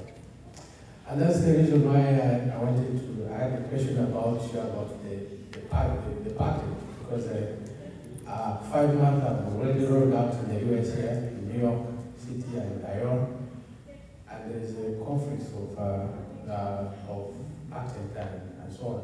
So I'll talk to you. I want to take this opportunity. In terms of technology, I've worked so hard to make sure we improve in terms of technology aspects. And as we speak, we have a UNAA app, which I developed. My company, Microsoft IT Solution, developed for giving access to information to diaspora people to make sure they could have access to information within diaspora and Uganda, to connect them, to make sure they could share information with the diaspora and Ugandans. So the app is, as I speak right now, Ugandans are watching us. We are live streaming, and they are seeing what we read. It connects everyone to make sure they can have access to information and so on. Not only that, there's a lot I've done in tech space. When you look at application like EC app, the Electoral Commission app, which connects local communities to make sure they have access to information to Electoral Commission, making sure they could send information, live updates, and all kind of information. As a tech person, when someone comes to me and tell me about the kind of information he wants, and that's why we also under the guidance of one of the political parties, that is NRM, I developed NRM app that gives information to NRM political parties to make sure that you have information. How many MPs, the MPs which are around, all information that is taking place within the political parties. I'm not a politician, but I'm a software engineer who look at problem and take action out of that. I think I should be clear about that. So within my career, I've been at Makerere University. Then from Makerere University, I've also some courses at Stanford University where I presented my papers, and it was one of the best papers about livestock. I also presented my paper at M&E University in Texas, in April, and it was also I was only the African person who was selected to present my paper in Texas. And next month I've been also invited at Cornell University, where I've been a consultant in developing a drone application for detecting animal disease and detection of cows. This is so important to make sure our people in Karamoja, West Nile, have been suffering a lot and have solved the problem. I think the problem is solved now. This drone it can be able to count cows. Imagine people like a farmer who has more than 38 heads of cattle, and you don't have time to know how many cows do I have. The drone can fly 5 minutes, it counts them, it shows you, and it flags those ones which are not available, it tells you, and it can tell you which one is available. It can monitor for you the pastures when you are home, the water reservoirs and so on. So we create all those patterns and make sure everything is working very well.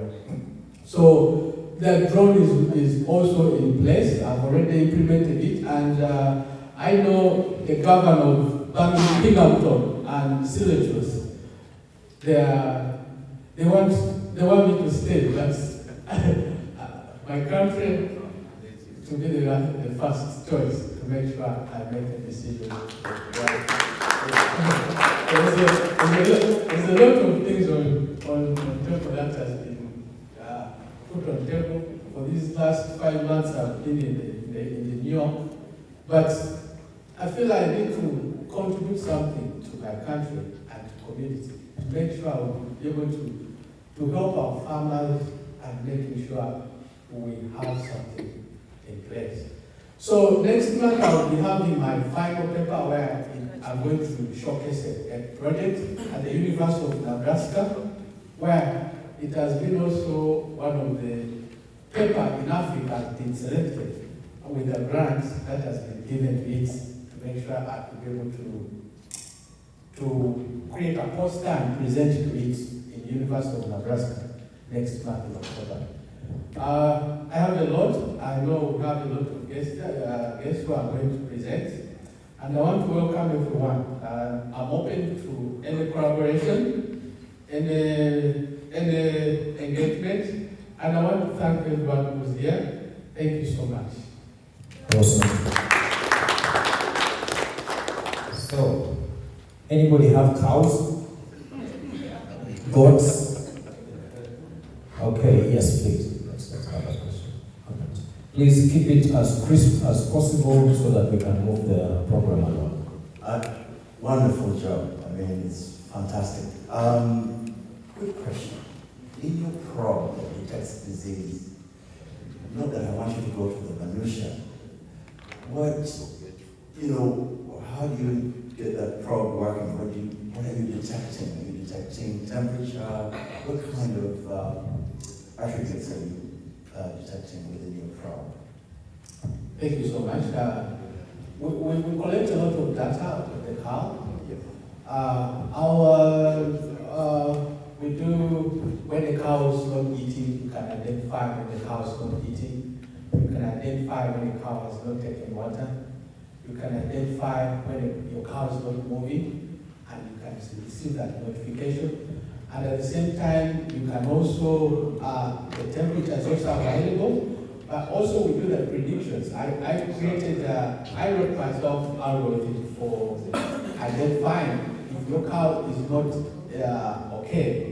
You can use the prescriptions, which are, this data we got this data through the University of Limpopo in Cape Town, and we got all this kind of disease database. When you look at our app, you download our mobile app, Jaguza Livestock app. It's on Play Store, where you can be able to see all the disease databases for all livestock disease. So we use AI to make sure we create a prediction, and it can give you the possible disease that may affect your cow, and it can also connect you to the doctor who is responsible for that disease that you identified, and you can be able to talk to the doctor online without when the doctor is in place here. So sweat, temperature, coughing, are these things that you detect? Exactly. Yes, sir. So my question is, like, after listening to your profile, I found out it's interesting. And do you have apprenticeship opportunities for like students? Because I'm interested in livestock and at the same time in IT.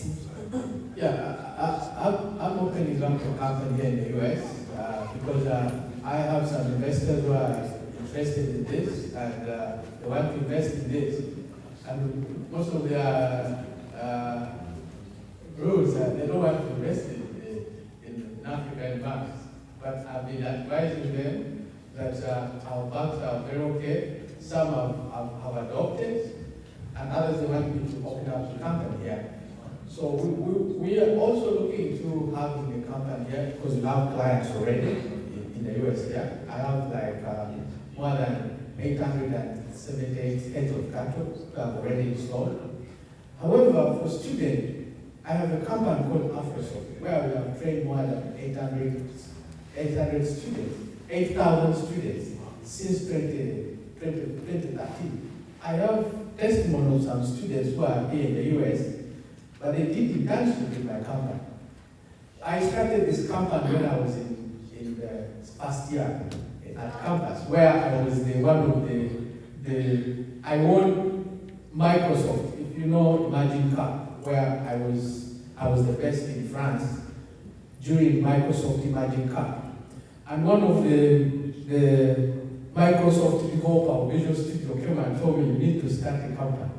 Are there a criteria for the internship? Yes, you have to, we've been training university students who have been done internships, and we also train young people into kind of robotics and AI, young kids during holidays. So that comes on holidays, yeah. So we try, that's a company that's developed Jabusa. So when you look at Jabusa and AfroSoft, they are my companies, but one is for training, innovation, and software, and this one is a startup. Jabusa is a startup. So they are different. Mr. Ronald Katamba, do I have a question too? Yes. Yeah, thank you so much for the presentation. My question is about data disease detection. What challenges do you have during the data collection? Because since it is AI system, the decisions are driven by the vast availability of data, how actually this is. Is it that you have a layer where you're saying that it's yes or no, like sort of classification, or is a probability that, okay, there's a probability of 0.5, this cow is having a disease, or 0.8 or something like that, or it's just a yes or no? Thank you for that. As a data scientist, I know where you're coming from. What we do is, our data is when we are sharing data, we make sure we do that what we call data sharing with farmers. We want to make sure the government can be able to share this data. We can share this data with government so they can do prediction. Researchers, just imagine you come to Uganda and you're a researcher and you want to research about FMD. Where are you going to start from? So our project, our software can give you the analytics, data analytics, and show you that in Karamoja there's a lot of cattle theft. Maybe there's no market. You go and research about the market when you know where you're going, not just let me go to Tiganongo when you don't know whether there is a problem of this and this. So we share data sharing with farmers, and those who are not capable to share their data, we leave them. I'll give you an example like in the US here. Most of these farmers, they don't want to share their data. And we say it is fine. We can't share them. We can't give your data to this. Yes. Others, thank you so much. And I'm looking forward to present this to the Parliament of Uganda to see how they can adopt this technology, other than spending a lot of money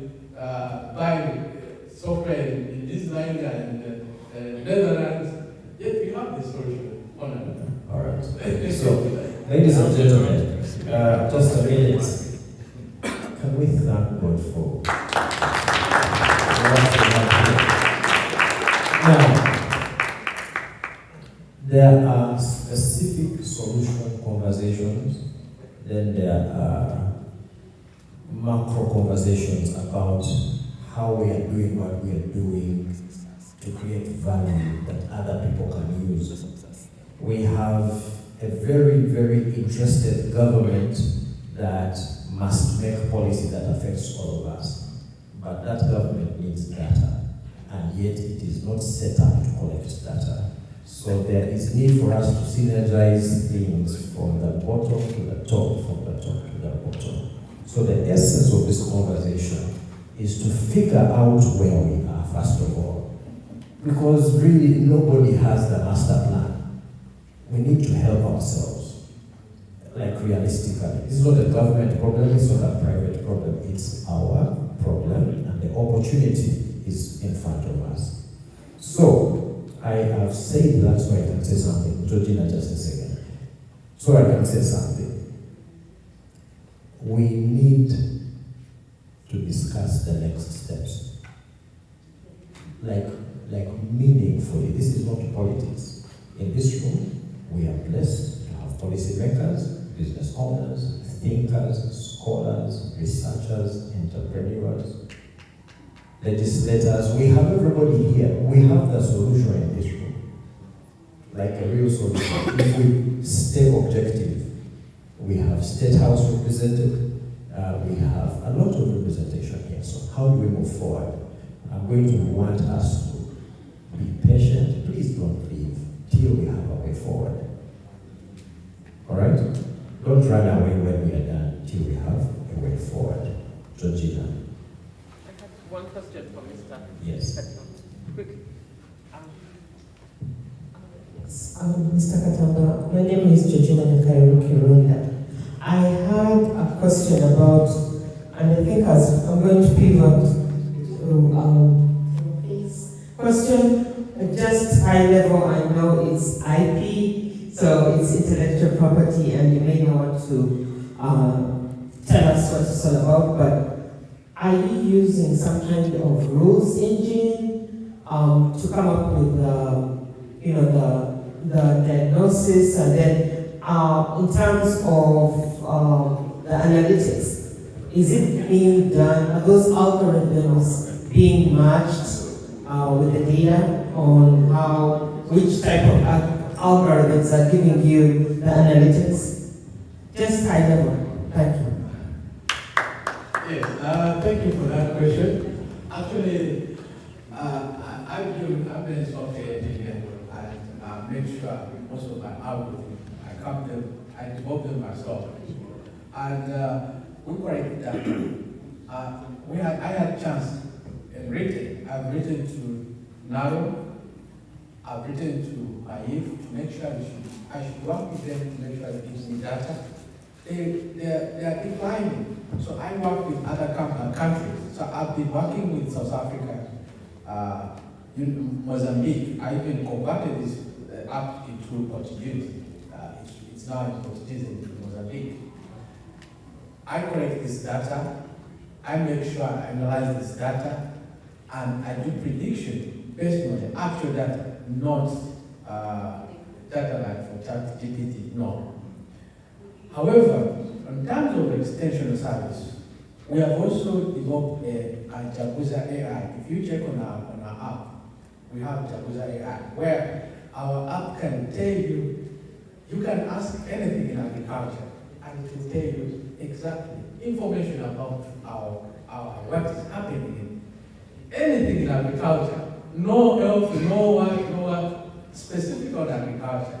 If you go on our mobile app, so we are encouraging young people, because most people, they can use WhatsApp and chat with us, they can scan us on our code, and they can be able to talk in any language, whether English, Unyangole, Uganda, Swahili, French, Spanish, all those languages are available. And we are making sure we adopting communities to make sure that also use this as much as possible, the technology, as much as possible. Even Uganda is on our app. So any farmer who is in Uganda and you don't know English, they can. And we've also done this. You can speak. Those who can't write, you can speak. And it's right itself. And because the language is already there, so we need to make sure we give them to our farmers to make sure we reach to the end user, the smallholder farmers, not the one each one. Yeah. Yes. So that's how we are building this technology to make sure it should benefit not only large-scale farmers, but even the smallholder farmer. That's why we introduce also the SMS and USSD code to make sure it does that. Thank you, Dr. Ken Karisa, for the support you did to Thank you so much. All right, Ronald, be seated. Thank you for that presentation. Our time is fast spent. Moving right along, as you have heard, we are talking a lot of data, and there is a very big gaping hole. We have ideas and solutions, but we don't have the capacity to host, to manage, and to control data. Noah Wilson is an entrepreneur that has started a business called Ekiri, which is a cloud-based business. Noah, please. Come here and in the next 3 to 5 minutes, help us understand the business of cloud technology from a Ugandan perspective. If you can slow down, it would be nice. Hello, everybody. I'm a cloud architect and a former team lead at TikTok US. I wasn't expecting to speak, but I've been able to create a tool that I hope will be useful to our youth, like Kevin and their projects. Unfortunately, I don't have my slide deck. You can go to github.com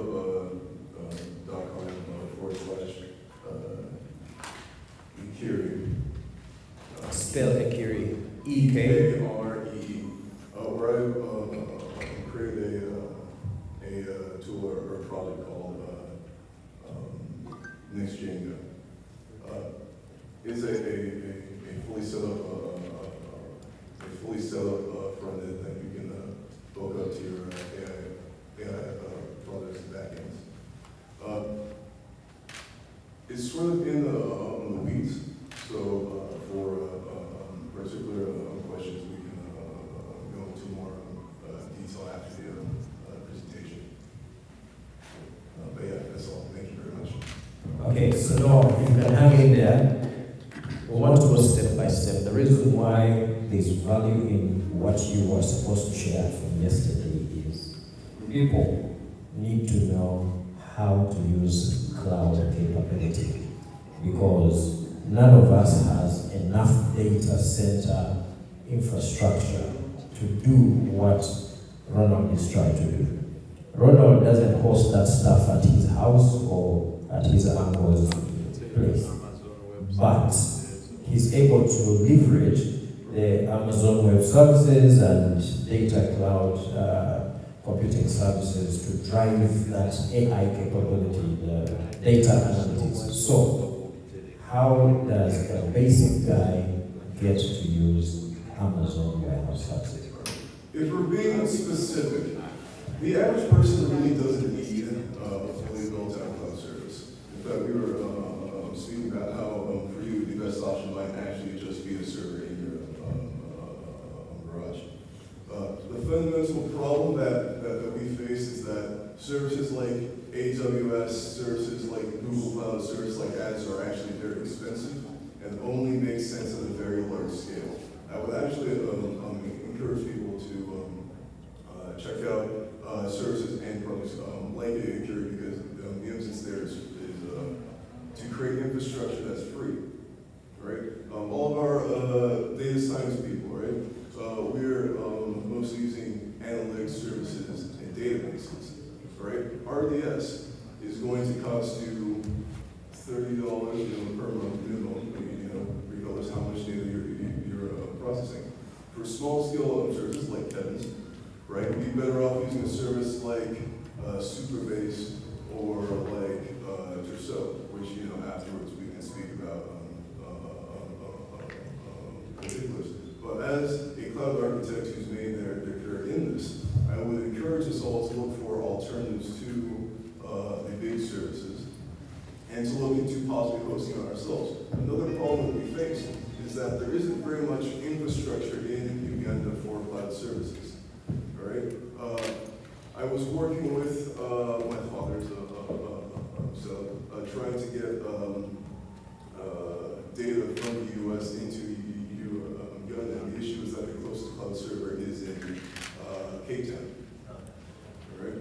So we don't have the capacity, or we don't have massive data centers in Uganda, but at the same time, for the scale we're operating on, we don't necessarily need them. For example, turns out, I have notes down about how that whole thing could possibly be hosted on a smaller scale using a technology called computing on the edge, which is something we do have out in Uganda. Right? So if we put the emphasis on smaller, free, less intensive solutions, I think that we can find far more success with our homegrown entrepreneurs and home-created applications. Awesome. Thanks. Moses, did you have a comment? No, nothing. Yeah, I know. Let me tell you, for those of us who are getting old, let's recognize that our children are smarter than us. This is not only something.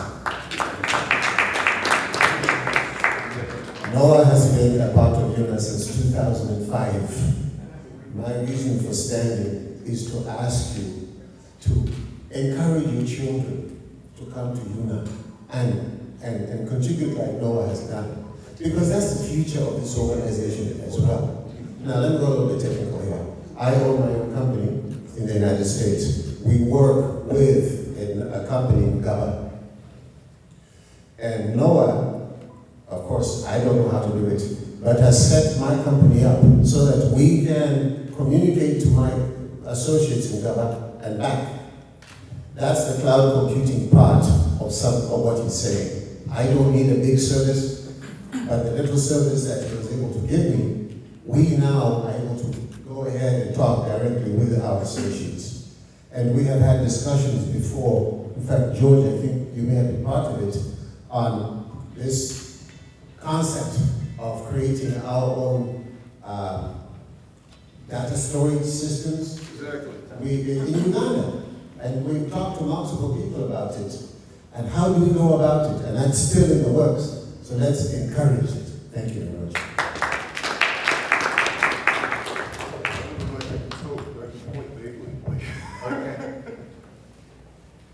Thank you, Noah. And it's wonderful to have our son presenting here from the diaspora.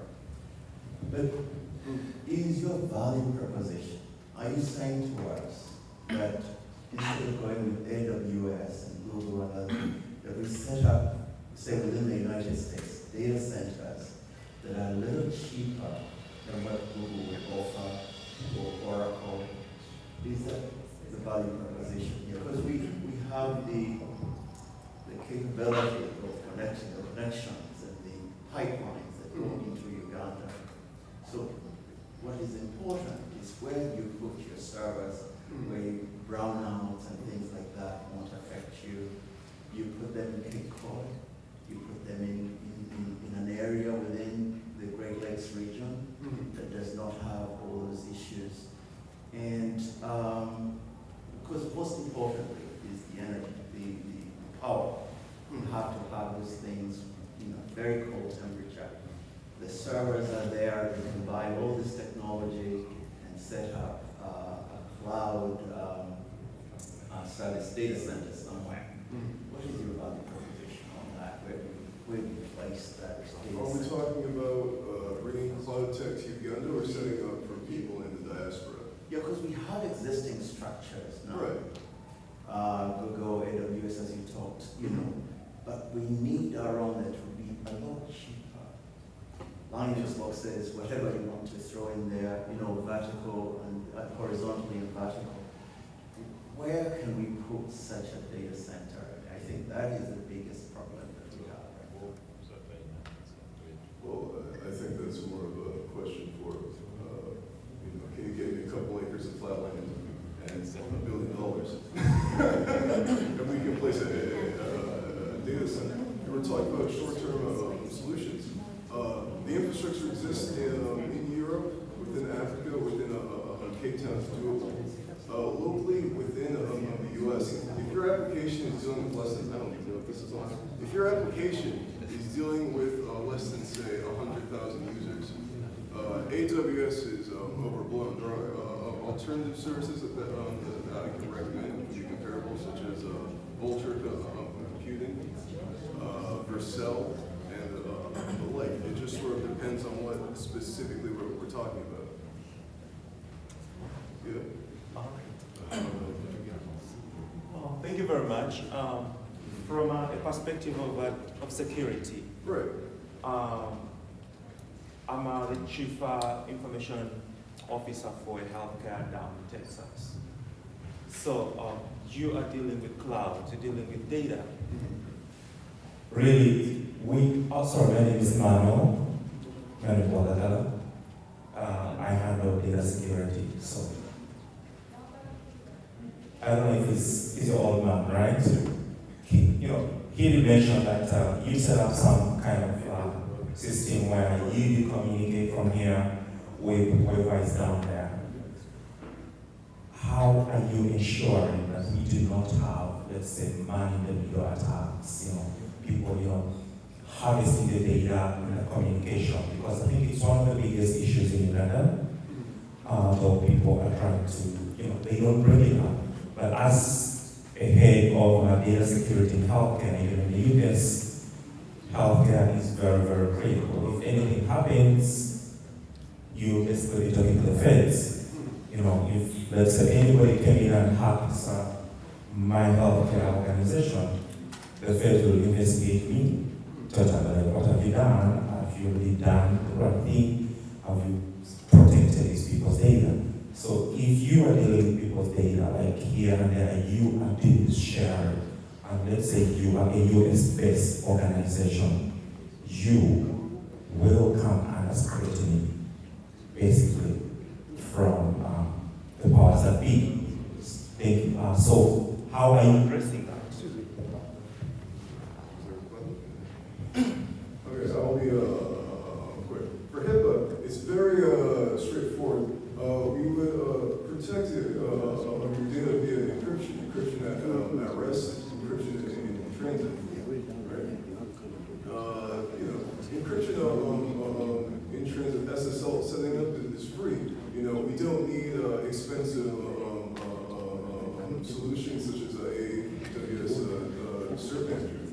Encryption at rest is also free with H keys and SSH keys. It's very straightforward. What you'll find is that your weak link isn't the technology, it's your people. Yeah. As you will know. But no, the protecting patient data in a secure way via the cloud, via encryption, is very straightforward, very cheap, and should be standard practice. And if you have more questions, we can ask. Thank you. No, in the interest of time, shall do that. Yeah. Thank you very much. Thank you, Noel. So to bridge that gap at a very fundamental level, we have something that we are going to see. This is a very brief 2-minute lesson, which is a prototype that has been successfully implemented in Uganda and has been authorized to be popularized in the rest of the schools in the country. Robert is queuing up. It's a teacher teaching a P7 class. Volume please.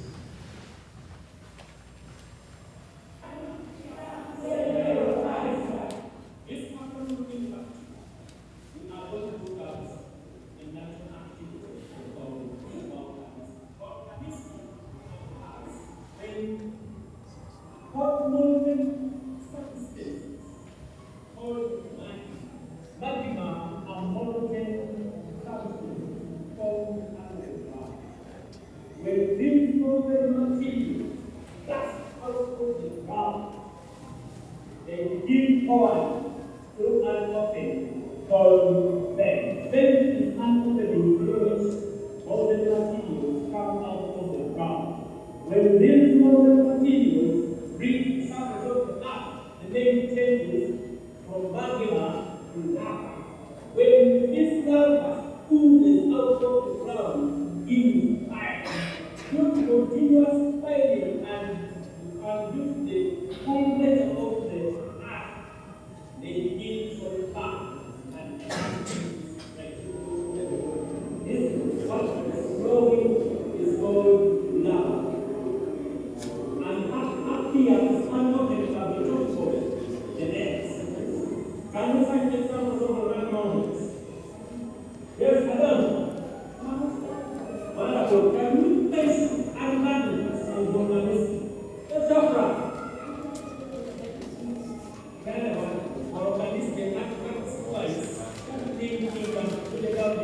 Can we now mention dangers of organism? Yes, Peter. Next thing, we are going to look at conversion of block mountains. Thanks, Robert. All right, what you have just experienced is a lesson you took in P7, and it took your teacher 2 40-minute periods. Those children learned the same lesson in 5 minutes. Why? Because it is digitized, it is illustrated, and there is a board in the classroom.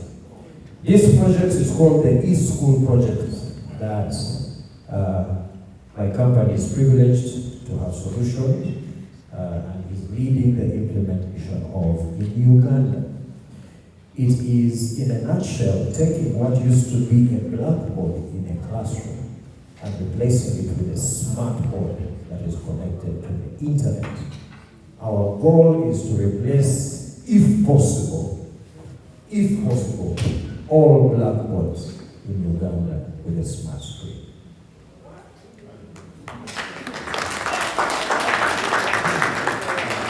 Now, the value of this project is to expose every child to good quality education, as simple as that. Secondly, it will surprise you that it is cheaper to teach like that than with a blackboard, although there is an investment required for the screen in every class. So, without getting into the minutiae, it's a colossal project. It is huge. Teachers will have to be empowered with the capacity to use technology in the class, right? Training them. The Ministry of Education has approved the teaching method, the technology, and the teaching outcomes. Remember, it took you 2 periods of 40 minutes to understand volcanicity. It has taken them 5 minutes. So we cover the curriculum. Yes, they have understood. Actually, they understand better than when the teacher teaches. Some of the children actually explain it better than their teachers when they see it. If I ask a question and say, who remembers the first movie you ever saw? Some of you saw John Rambo, some of you saw something else. We used to watch TV and never forget and narrate things word for word because science has proven, listen, science has proven that we learn 40,000 times faster visually than when we hear somebody speak. Number 2, a 1-minute video that you watch is equal to you reading 1.8 million words. This is pure research. So, it packs down the best way to teach. Secondly, you can see our children are digital natives. Your 2-3-year-olds will take your phone, figure out what to do without a user manual, right? So, the next generation is digital. Why is this solution coming in now? It is because we are talking data, cloud, applications, systems, processes, The world has moved far beyond the abstract concepts of the blackboard, and our children are behind. So this solution brings together two things. One, all teachers will be upgraded with these skills. Number two, we are not firing the teachers, we are enabling the teachers with technology. So they keep their jobs. But number three, our kids cover the curriculum in a quarter at a time. And they are exposed to productive use of technology very, very early. There are so many other examples that I can show you of how this pilot has gone, but I will pause there and say this last. We are inviting you all to come and participate because we are at the stage where prototype is approved and we are looking for investment to move forward.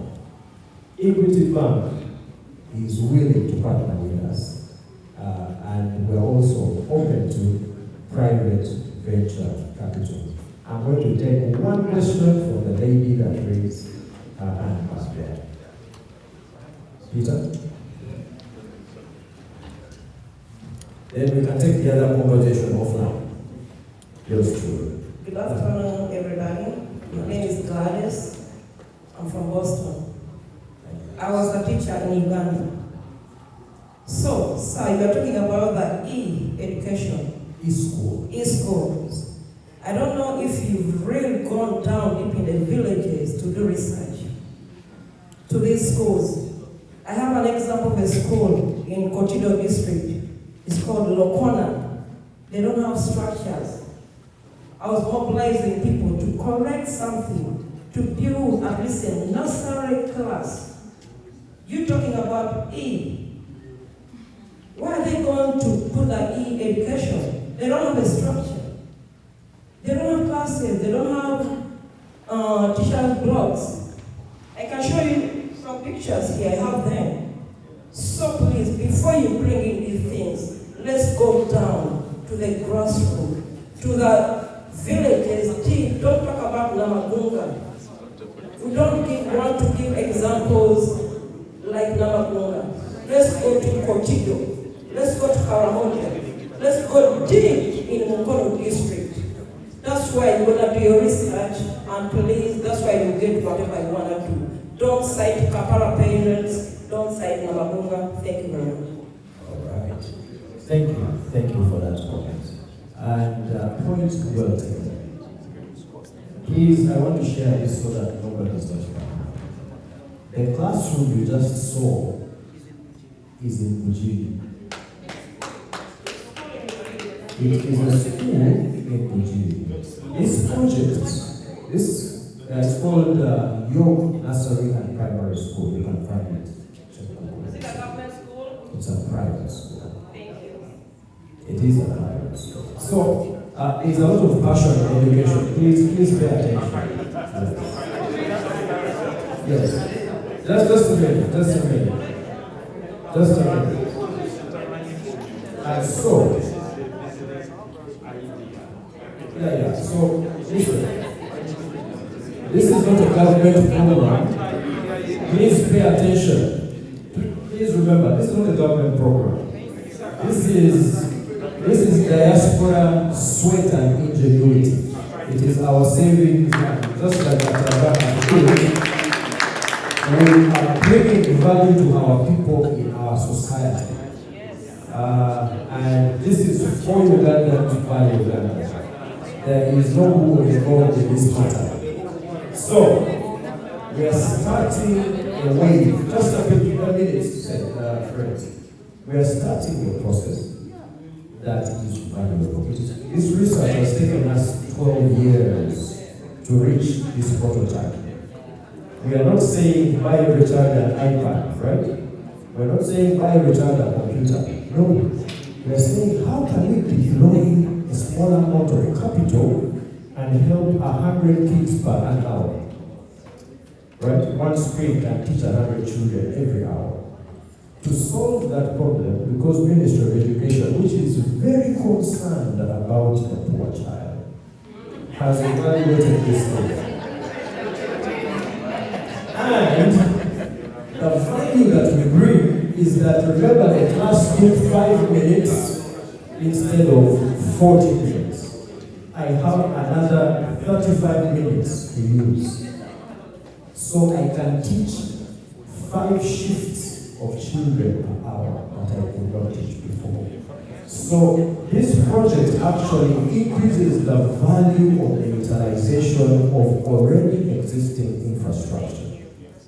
We have a lot of schools that have been built by so many good people, including government, but their productivity or resource utilization is so low.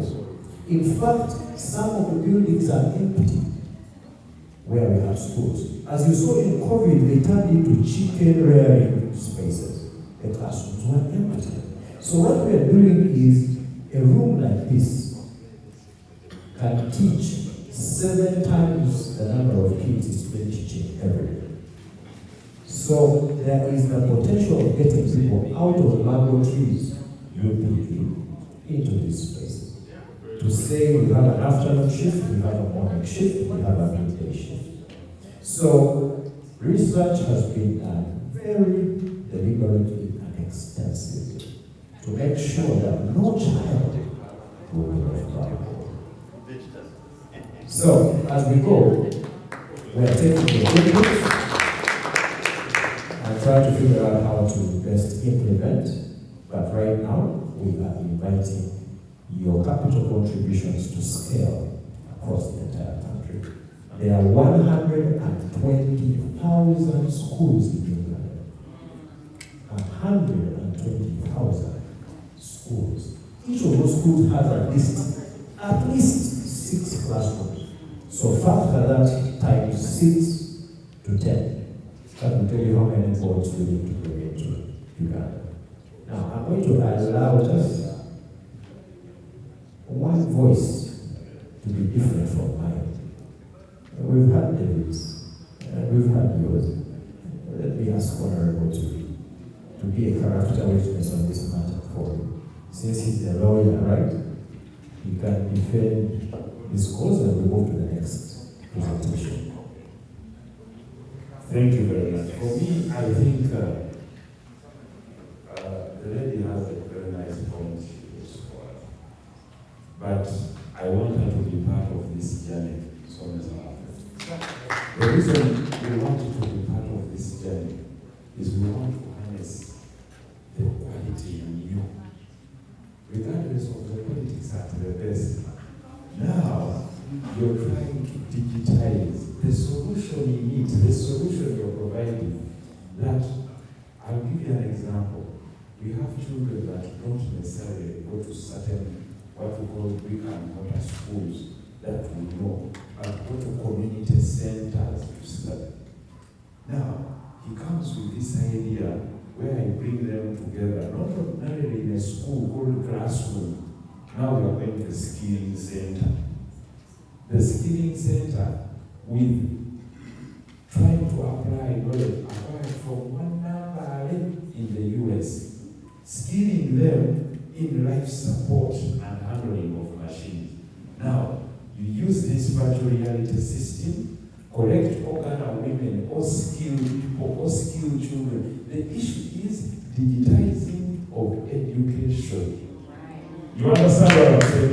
This is what he brings on the table. Let's judge him without bias.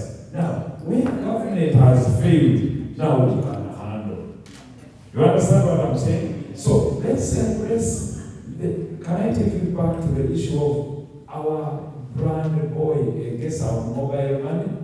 The issue then was not whether every Ugandan had a mobile phone, but it was the movement of money for digital financial inclusion, which then became, I remember when people came from the US and said, Chita, Soka, Chitia. Today everyone has a mobile wallet. The bank's fault. But now, the idea by a guesser who everyone looked down upon, having come out of the university in Uganda, everyone asked, what is this Uganda?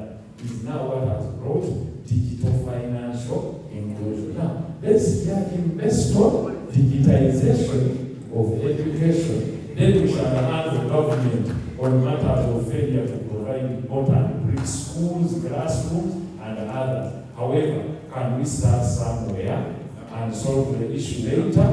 If we support him in Uganda, maybe it will be taken to South Africa, and the Uganda with this innovation will help us make money, which we will in return collect from South Africans and reinvest in Uganda. You understand? Now, because this is a tech forum, let us adopt the innovation, see how we support him. If we can start from Uganda, where if we can export it to Congo, South Sudan, Benin, Guinea, and other countries. For example, I'll give you the last example is digital solution. Is what we call digital diagnosis that is there. Started by how Kenya through a simple algorithm of AI on diagnosis. Now you pick an X-ray by radiologists or radiographers, wherever in telemedicine, whether in Qatar, send it to Australia, it is analyzed and results are given to you. So even if we start arguing, no, in Uganda we have a few radiographers, that is no longer an issue now. The issue is to try and catch up with technology. So let's embrace the beauty in the issue, then we talk about the bottlenecks we have at home. Thank you, my sister. Pardon? I embrace it. Thank you. Thank you, my brother, Mr. Kakaile. Familiar, I'm here to testify. His program of the e-learning is already in Uganda. He's piloting a project in Kamuli and in Nakasongola. And before he came in, you find some of the learners do not want to go to school. But when he started with the e-learning, huge numbers, they want to keep in class to learn and see what is happening, because it is Muchimani Amaso Gabela Muchi, Mugatuno Kulabako. And these students are really, they are excited to come and see. So what we are asking, diaspora, you come back like Mr. Kakaile, and let's do these initiatives back home so that our people can be able to embrace them. That's how we shall develop. Thank you. All right. Mr. Kim Karisa is one among us, a very well-known quantity in the space of media and the commercialization of our entertainment. We have lots of access today than we did before. We've learned about intellectual property, and media is a key place where Uganda has registered robust growth, like robust growth. Key. Please make it go.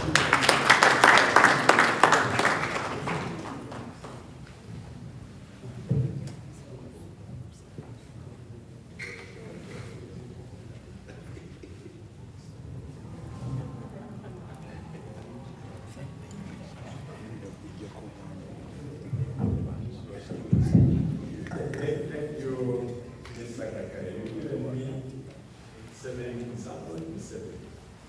7 is very much. Yes. With 7, so we've been seated for like 4 hours. Allow Honorable, our presidential advisor, Rote and people and others. Let's stand up for 30 seconds within my 7 minutes. Stretch a bit.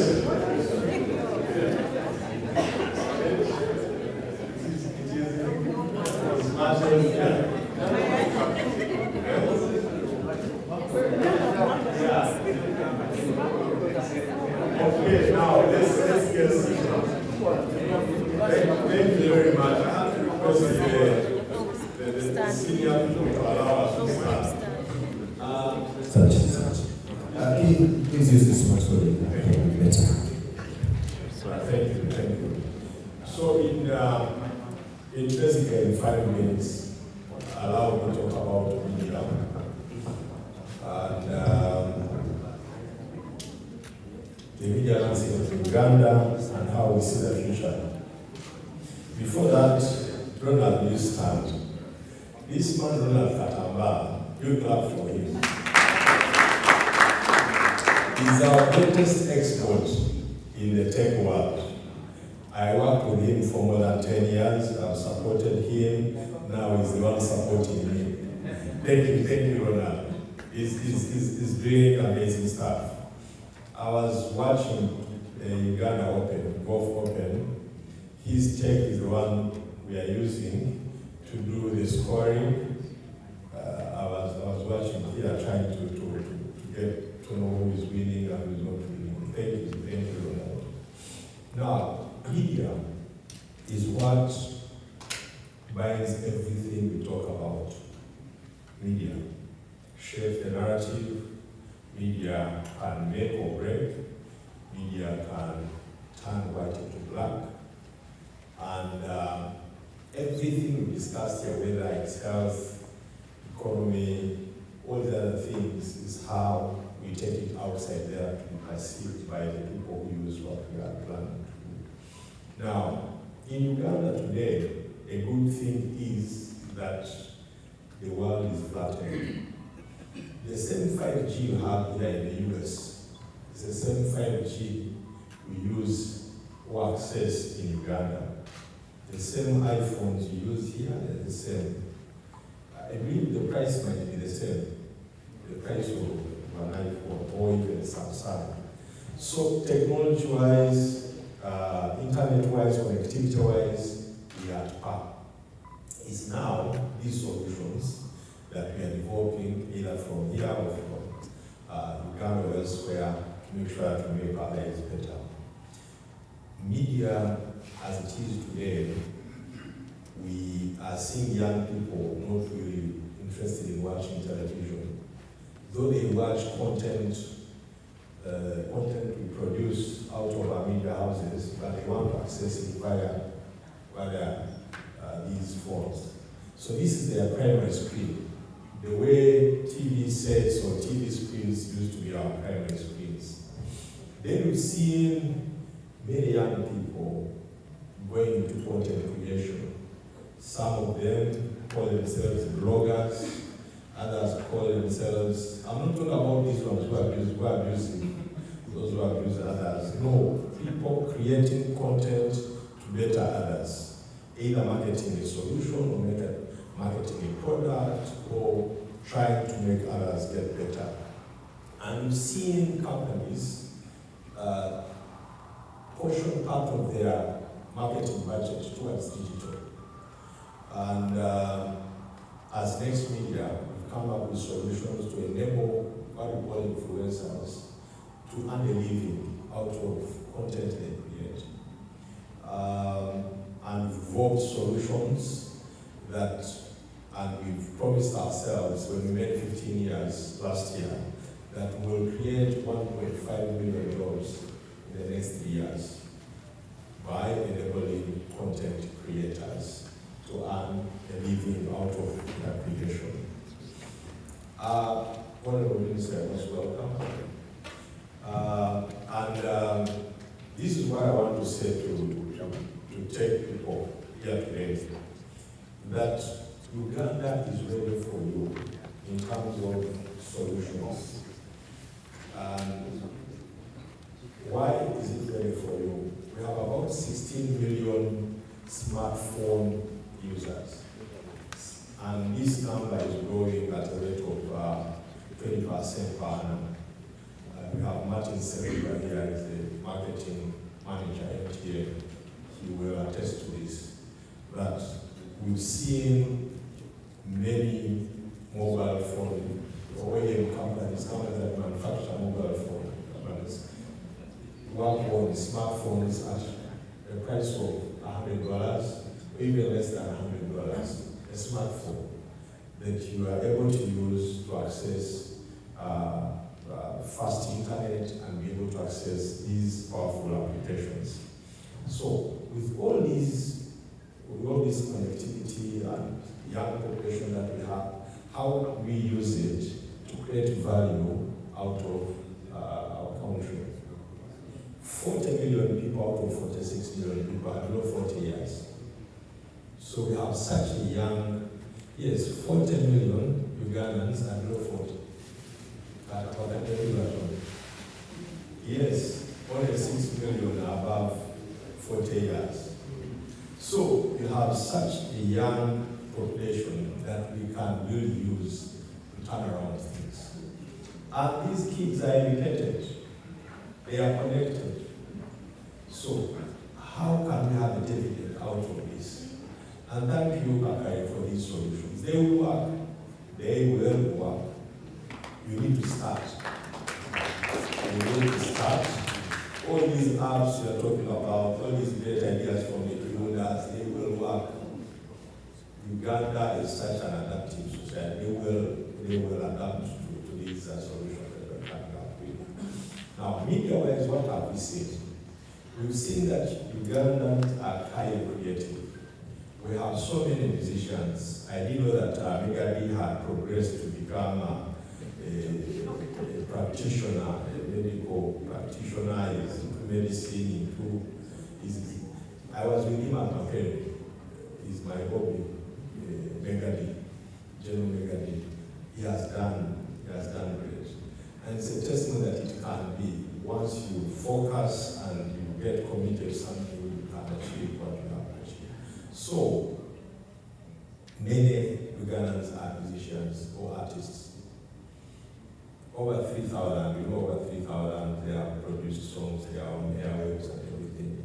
So we are working with a team that has signed most of them to create a solution called Tunes. We're embedding Tunes into Afro Mobile to give them space, but also to be able to commercialize their creativity. We are also signing up all the movie producers in Uganda to be able to onboard all of them on Afro Mobile. But what we've seen, we started with Katambana and others, we've seen that our involvement needs to be upped again. So we've gone to Estonia and Czech, so Katambana will not come to you, to be able to upgrade Afro Mobile to the levels of Netflix and others. So starting October, we'll be having a Netflix of sorts in the form of Afro Mobile. And we'll be able to bring to the Ugandans in the diaspora good content out of our artists, out of our television, out of our filmmakers to access it in the diaspora, in the US, Europe, and others. So we are open for discussions. We are open to more ideas. I've seen many tech people here. If you have solutions that we can use, data centers, cloud computing, we are more than willing to collaborate and see how we can work together. Lastly, we need laws that protect the creatives. They have an umbrella organization called the UPRS. So we need to hear this. The UPRS is basically to protect Uganda, our former rights society, something like that. Ugandans are not benefiting out of their creativity. The musicians, they produce their music and then it's all over and Africa. So we need to strengthen these laws to see how to protect it. Because at the end of the day, if they don't get protected, whatever they produce, it will just go to waste. Now they come and pay our small people in our media houses to play their music. They little beg, please, Nyamba, so they ring back tones from the telcos, the hotels, bars, and others. They need to pay to these artists because you cannot go to a bar and there's no music. So we need to find a way, since policymakers are here and lawyers at that, on how to protect these creatives and artists and filmmakers to get value out of it. Thank you very much.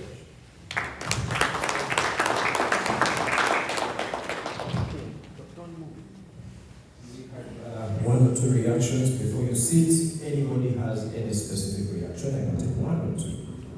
I have the usual suspect there, but can we try an alternative voice?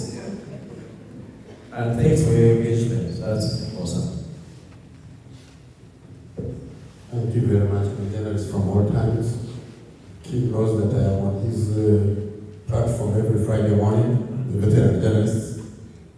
And Kim, I think we would also like to also be useful when you campaign for the creatives, to campaign for improved legislation for media practitioners. Me and you, we are now not earning directly as workers, now we are paying the journalists. But I think the way we treat as a former journalist, I think we need to focus on that as well. So while we campaign for the creatives, I think we need also to do that for the media people.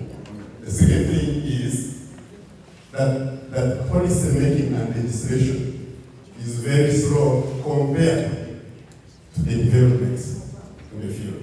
So I think we need to come together more strongly and find ways of bringing this fast, of causing some speed in policy and legislation, so that we don't play catch up all the time. Thank you.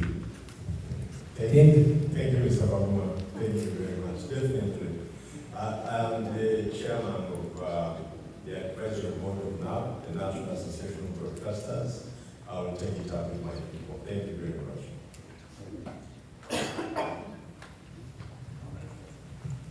All right, Kim, we do appreciate the entrepreneurial spirit, inspiration,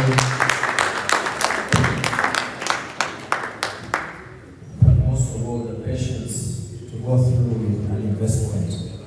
All right, we have an action-packed afternoon as the UNAA Technology Forum continues to evolve. We have come now we've come through product, technology, cloud, entrepreneurship. We've talked legal issues, and everything in between. We now move into what will be our legislature level conversation on technology. Our goal is that the strategic value of technology is not left hanging. It's not a by the way. If you're here and you're not paying attention to technology, you are doing yourself a disservice. There's a lot of value in technology. I want to add very quickly that I want you to think about technology not as a Ugandan thing. Everything we've shared here, technology knows no borders. Okay, Mr. Katamba is in South Africa. I have 7 invitations from Ghana, Liberia, Kenya, Namibia, Botswana, requesting the educational application to be implemented there. I don't have enough life to be traveling there. We're trying to figure out a good way to decentralize and franchise it out. And so, please, when we bring these things to Uganda and there are all these barriers, we go to where we are welcomed. Sort of like the way Jesus moves, where he is praised, he enters and sits. Okay, so you are in a great place. In this legislative segment, we are honored that we have different members of the legislature, both from Uganda and here in the United States, that I want to honor, Honorable Minister, as well as all of the legislators and government representatives at different levels that are here. We are also graced to have some U.S. senators in the room that will share over the next 5 or so minutes, and I would like to ask that they are duly introduced. I don't want to miss anything or to bite my tongue, so I will request your support in this. Would you do us the honor, please? Hello, good afternoon, everybody. Murimutia, how are you? Kompango? Murije? My name is Kaunde MT. I'm a local organizer here in Maryland. I help organize the African diaspora to engage, illicit engagement. We need to show up. This is our country too. We have to be present and represent and make sure we have the impact we need here in the US and in Uganda. Therefore, Tech Forum, very appropriate. Here to introduce my local county chair, Honorable Jolie Ivy, for Patriots County Council. And then, by coincidence, the husband, the Honorable Glenn Ivy, U.S. Congressman for District 4 in Maryland. Thank you so much.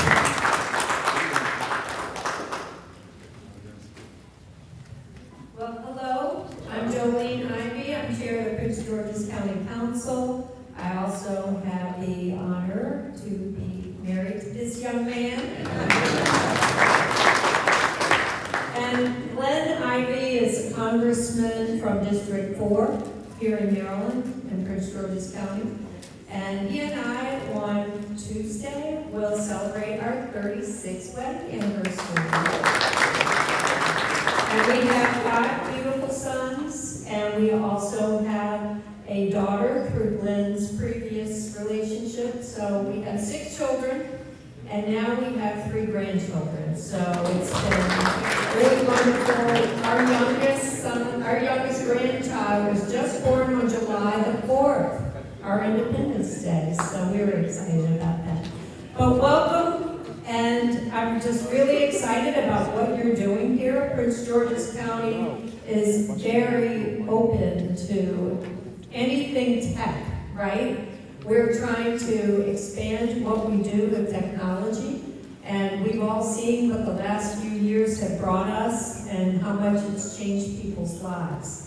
And we're able to do business from any place, all over the world. And this is just such a great opportunity. We just need to be able to train enough workers to be able to handle the onslaught. So I'm just glad that you're here, that you're focused on this issue, and I look forward to working with you to get more business here in Prince George's County. Thanks so much. Thank you. How you doing? Good. All right. Thanks for the kind introduction. I appreciate it. And Jolene's right. We've got a lot of fantastic things that are happening in Prince George's County right now from a technology standpoint, an economic development standpoint, a federal procurement standpoint. So there's a lot of opportunities at this moment that we need to take advantage of. And I'll just run through a couple of them real quick.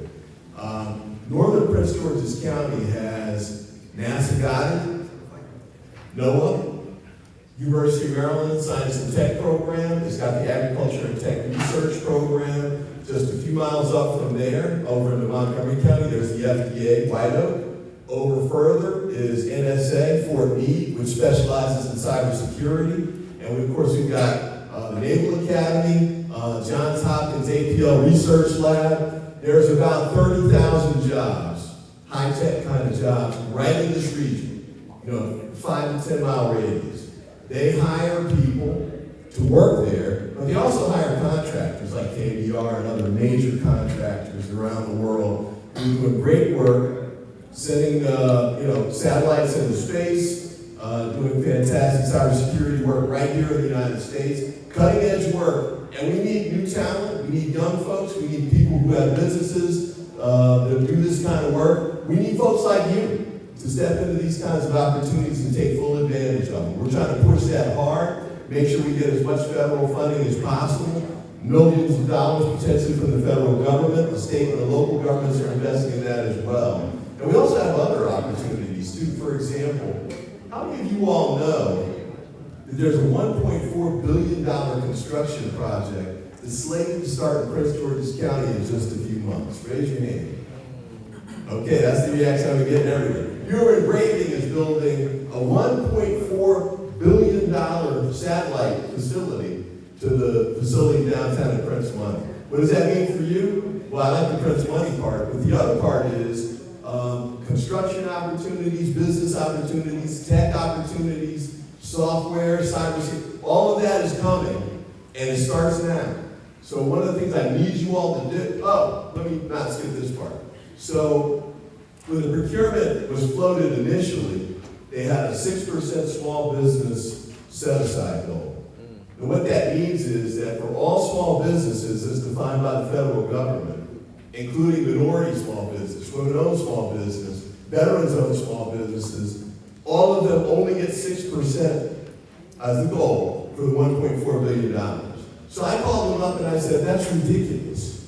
When they built this, the small business goal was like 30%. When they did the Wilson Bridge, they had a 30% goal. The buildings they put up now at University of Maryland have 30% goals. We should have a higher goal than that. And what they said back to me was, you know, Congressman, I hear you, but one of the things we're getting told by the big primes who want to bid for this contract is they can't find small businesses capable of doing the work. You heard that before? Yeah, okay. So I said, look, I'll take the challenge. I'm going to find businesses here in the county who can do that work, and I'm going to bring them to you. I spent all day yesterday making phone calls to not only individual businesses that I know can do the work, but associations that can do the work too. I need you all to step up now and help me do that, and help me get that done. Not only so that you can make money on this project, but also remember, we have major projects coming. Key Bridge was just announced yesterday, $2 billion project, right? And what happens with that? They take the comparables from recent projects and setting that 6% goal, and they'll say, well, you know, Treasury and Army Corps of Engineers said it was 6% down there, so why don't we use 6% here? FBI is another one. I think it's $3.4 billion for that. We can push that 6% up to 20, 30%. But I need you all to help me do it. And you know what? I'll make a offer. That's not my job. I want you to make it. All right? You ready for that? Yeah. You interested in that? Okay. Last point, private sector investment. Now, one of the things we got coming, University of Maryland, Prince George's Community College. Microsoft showed up, they were lobbying on a different issue. And I said, you know what, do you all do anything in communities to help with education for using your software? They said, yeah, we do that. And I said, do you do any of it in Prince George's County? And it was Brad Smith, the CEO, looked at the staff. They said, we shook their hands, kind of looked down at the table and said, I said, look, we can fix that, right? Why don't we bring a program in Prince George's County that will do that? And he looked at the staff and said, yeah, we can do that. I don't think I'm supposed to tell you all this yet. But they're going to do a program at Prince George's Community College for cybersecurity training starting next month. Right? Those are the kinds of things we can do when we work together. When we use each of our leverage, look out for each other, make sure we're helping each other get to where they're trying to go, we can make these things happen. And the time to do it right now in Prince George's County is definitely right now. One last point. What's happening in November? Yeah, buddy, there's an election happening. There's an election happening. There's an election happening. All right. So now here's the thing. I'm going to be okay. With my primary, I'm going to be fine. She's already just won something, too. She's going to be good, too. All right. But this presidential thing could go either way, right? And here's the thing, if it does go the other way, that's good, that's good. If Trump wins, I'll just be explicit about it. I know some of y'all might be on the Trump wagon. God bless you, we need that for. But if Trump wins, he's going to cancel those projects we just talked about. He's not winning. Okay? He can't do urban grading because it's too far along. But FBI, not only can he shut it down, and I think he would, but the Republicans like Jim Jordan and those guys, they want to say, let's move it to Alabama. Yeah. Now, I don't know about you, but I ain't going to Alabama. Right? I want that project right here. We want those jobs, we want those dollars spent right here, right? Right? Okay, so it's in your best interest. I won't go through all the other stuff. I think there's a zillion reasons why we don't want Trump to get in office. And I'm kind of excited about Kamala Harris. Aren't you all? Fantastic opportunity to put her in the White House and take the country in the right direction. So look, oh, I'm sorry, yes. And we have a Senate race coming up too. Y'all heard Angela also Brooks? Yeah. Yeah, all right. Senate matters. The Senate matters. So we need to support her too. All right? Kind of interesting. We got African American woman, African American Angela also Brooks running for the Senate, African American running for president. This could be a really cool year, couldn't it? Yeah. Let's make it happen. Last point. International trade.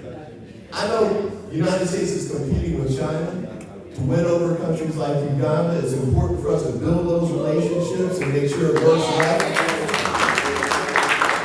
With the right leadership in Washington, we can get that done. All right? Let's make it happen. Let's make it happen in November. And why don't y'all make a little bit of money in between now and then with these projects that are coming? You ready to do that? Yeah. All right. Thanks so much. Keep up the great work and thanks for having me.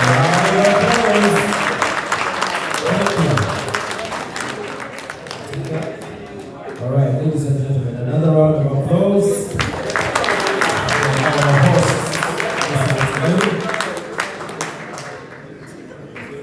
Yeah, like I told you, tech knows no borders, right?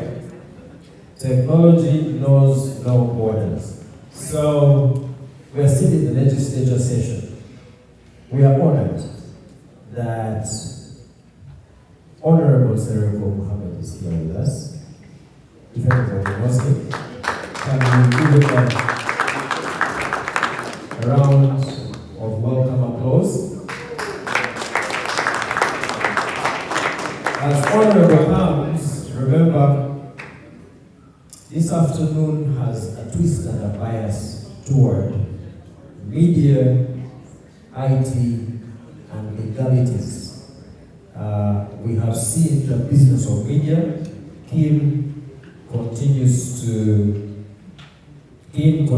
share every convention, in addition to financially supporting this convention. He is putting his money where his mouth is. And that is private sponsorship for another community development organization like UNAA. Beyond that, we should seek inspiration. Has anybody been inspired to do something different this afternoon? Because if you don't do it, it won't be done. Alright? So, Honorable Seriko runs a content creation entity that bases in Uganda but goes beyond Uganda in its operations. And we agree and disagree on many things. But the conclusion of the matter is that there is room for us to move the needle forward for our people. Honorable, you're most welcome. He is one of the greatest supporters of this forum, and as we listen to him, we are coming towards the end of this forum. After he has spoken, there are 2 or 3 specific feature conversations I want you to hear. Each of them will be 2 minutes, and then we will adjourn on the way forward. All right. Thank you very much, Mr. Kakaide.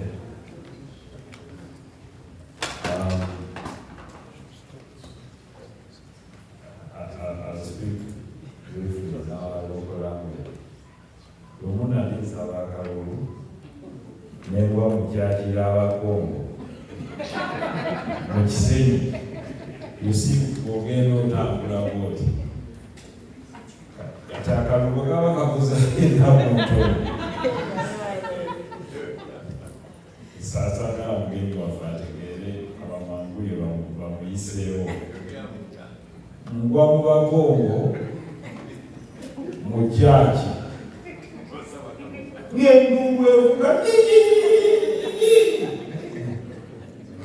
Kati pasita w'abakongo yali amanyi mu Luswayiri n'Oluganda. Kakati ono aleeta Emmengo mu Kisenyi agabonalibwa bwabo amugaali banna naye nga kyaki ejjudde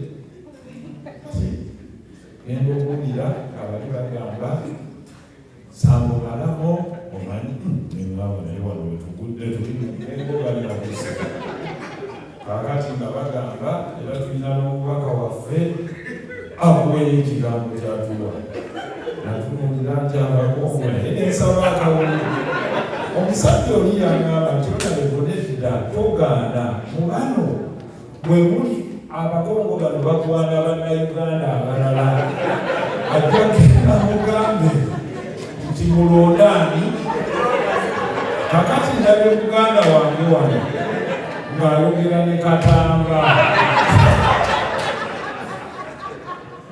naye Katamba alina bw'amanyi ku George Town ajja okunoonyeza kati ndowooza mulabye akalulu bwe kafaanana era nekinzijukiza olumu nga nsembayo anaatera okumaliriza omusajja yali avuga abalalu bwe yali avuga abalalu yali abajja emulago ng'abazaayo obutabika bwe yali avuga abalalu bano bwe yatuuka ewandeerera n'ayagala okula ku sigala yali driva bwe yavaamu bw'ati yagenda okusanga nga abalalu bakoze eki bagudde oluggi lwa takisi bafulumye n'agamba ngenda kukola ntya kyeyakola n'ayita takisi ezidde e Bugoloobi by then takisi zitu Bugoloobi tuzira nakawa the cost was about 700 kati ye n'agamba kikumi takisi ezidde e Bugoloobi abantu ba bulijjo ne bakola ki bwe baayingira n'aggalawo kati buli oluggi lw'abalalu oluggalawo bwe yalunyweza eno batukyasobola kwegulira bwe yatuuka eri n'atuuka eruzira abantu gaavira mwabo n'akuba essimu n'agandooza bano beereeta mubawulira wulira tabula bulu ati bwe baatuuka basajja batu baabayingizanga baki nga balalu kakati obwe yalimu n'agamba ndowooza nze nsirike siwogananye ate yasirika n'agamba mulalu ddalo bamukuba empiso nga nkangu so mutusaasire tubadde batuvuga naye nga bongera ku bridge nga bannange bakuba mu ngalo wali ne ngamba bano be bayingira takisi ya gundi oba tubabalike mu makono. Ladies and gentlemen, thank you very much for this opportunity. I know this is not a political forum. This is a tech forum that crosses all boundaries. Allow me to give just 1 minute to my nephew, Groif Abdurrahman here, to just say a word and introduce himself, because he just accompanied me to this forum. When I was in London and he heard I was coming, he said, Dad, Uncle, come in now. Just introduce yourself and tell them what you do. Thank you. Thank you once again. Good afternoon, everyone. My name is Groif Abdurrahman. Like Uncle said, when he was in London the previous week, I heard he was coming to UNAA. I was like, what's UNAA? And he explained to me about the people that come here, the type of information and knowledge that's being shared. And I said, you know what, I have to tag along, Uncle. You can't leave without me. So 24 hours later, here I am in America, in UNAA. And I just wanted to briefly introduce myself because there were so many interesting projects being spoke about. I had Kevin, I had Karen speaking about the amazing work they're doing with technology. And just a bit about myself, I'm currently doing a PhD in the application of AI in real-world scenarios. Now, we're currently looking into team performance in serious games. Has anybody here ever been to the escape room before? No? Yes? So, right now we're analyzing data in team performance and escape rooms using AI. You may or you may not know, but companies right now are using team performance games to improve their performance in a corporate environment, and the escape room is one of these tools they're using. And I'm using artificial intelligence techniques to analyze these kind of performances. Now, I just wanted to also I said, I'm in my last year, and it's amazing that there's many Ugandans also working in tech, and my plan after my PhD is to start a consultant firm, briefly discussing the advantages and disadvantages of applying these AI techniques in different scenarios, in airport industries, in factories, for entrepreneurs, for like-minded people that are here today. So I just wanted to make my presence be known because there's so much information being shared, and I'd like to enrich my network with all of this information being shared with my skills and the techniques that I could be able to share. So thank you once again for today, and enjoy the rest of the convention. This young man is doing a PhD in artificial intelligence. So, because you see they speak very fast, people don't even understand what they are saying. I was inspired by another young man who is in cloud computing, and our young children, those ones I met since the other year, the Chirungas, and we are very proud of you because we can see the journey, the trajectory of the journey. Allow me, Honorable Minister, sir, and members of our diplomatic community, Palestine and Uganda, in the United States, officials from the State House, members of UNAA, ladies and gentlemen, I'll be brief about content creation because Dr. King Kanisa has talked about it vastly, but also legislation towards content creation. Is content creation a source of wealth? Yes. Can it employ as many people as possible? Yes. Is it an opportunity in the offing in Africa? Amazing. How can we harness from it? We can talk about this topic till cows come back home. But the reality is, for every innovation, for every business, for everything that you do, you want exposure now. By virtue of a simple question, let me ask every one of you here, who of you has used a computer before? Just raise up your hand, and don't fear. Who of you has used a computer? Totia. Wanika umukono warisiri kuzo mufawala. Wanika bulungi watu wanika kwa chifu. Sinanga denda kuuza banya abanyuku. Sinanga alamuwa. I'm asking who of you has used a computer before? Don't say all of us. Wanika one is not lying.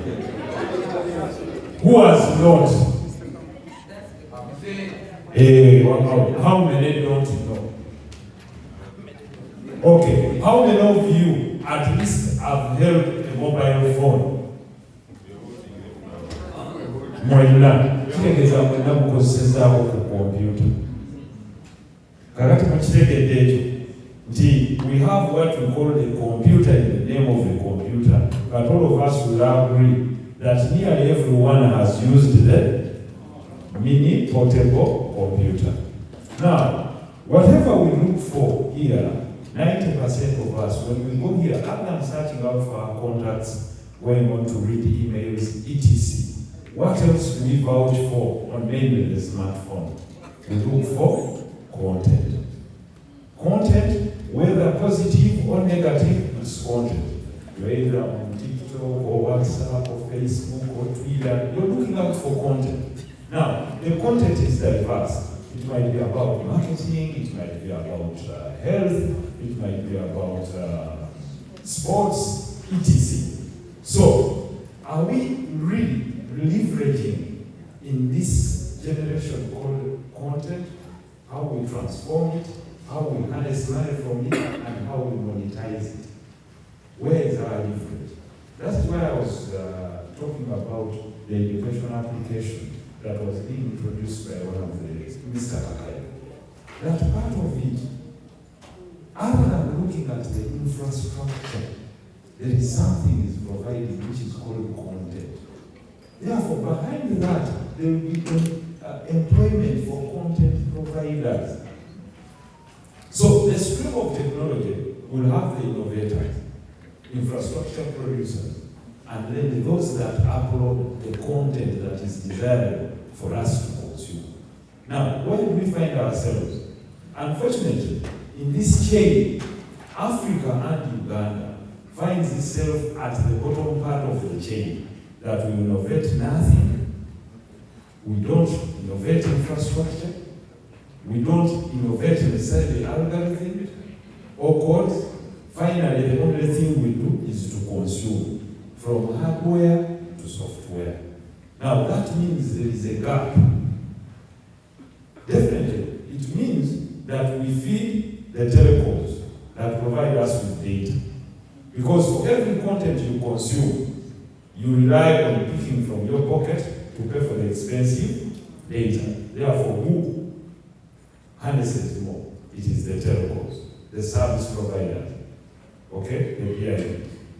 Now, secondly, do we produce anything from this infrastructure, the hardware? Nothing. Can we start at least somewhere? That's why we are proud of these Katambas. Katambas forgotten me when it came to the issue of cows. Katamba has made a very good innovation. Madam Isiko talks about something that is integral. If we do not protect his intellectual property rights, it will be all in vain. But the ladder has been set up such a way that it is easier to process intellectual property rights in the first world than in the third world. Because in as much as you innovate, if you don't have a partnership here and come up, for example, with a social media application, it will not be easily accessible here because the laws are so stringent on data protection in the United States and Europe.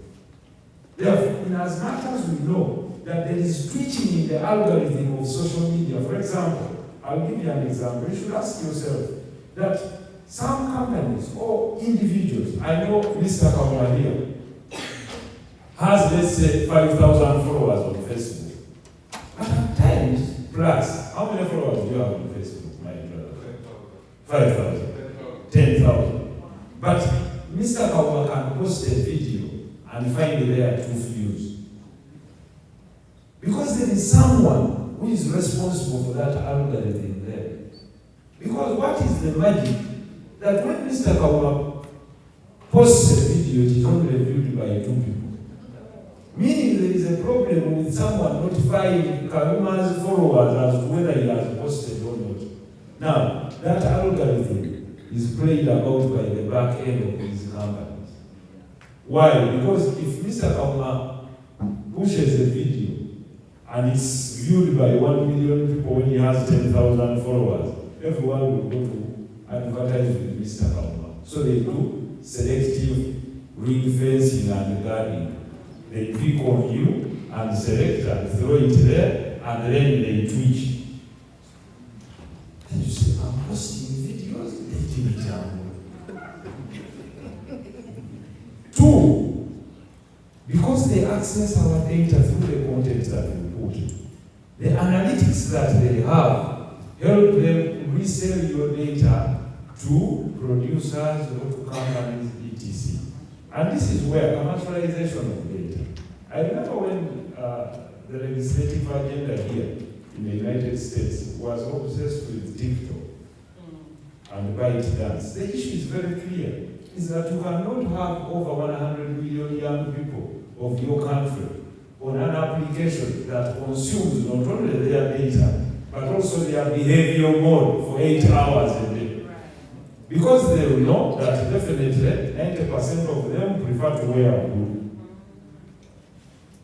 When I'm there, they will see that I'm wearing the logo of Nike. So definitely, the behavioral pattern, they will start knowing the behavioral pattern and the influence. They will send you messages that are attractive to you and persuasive to the cause that they want to have. Now, is content a threat to government or not? There is a small borderline between freedom of speech and content itself. Is it absolute?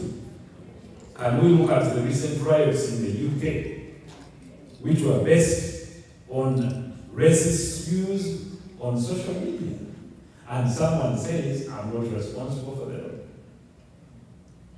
I'm not interfering within the internal politics of certain countries, but the reality is that more than 5,000 people have been arrested in the UK for the utterances they made.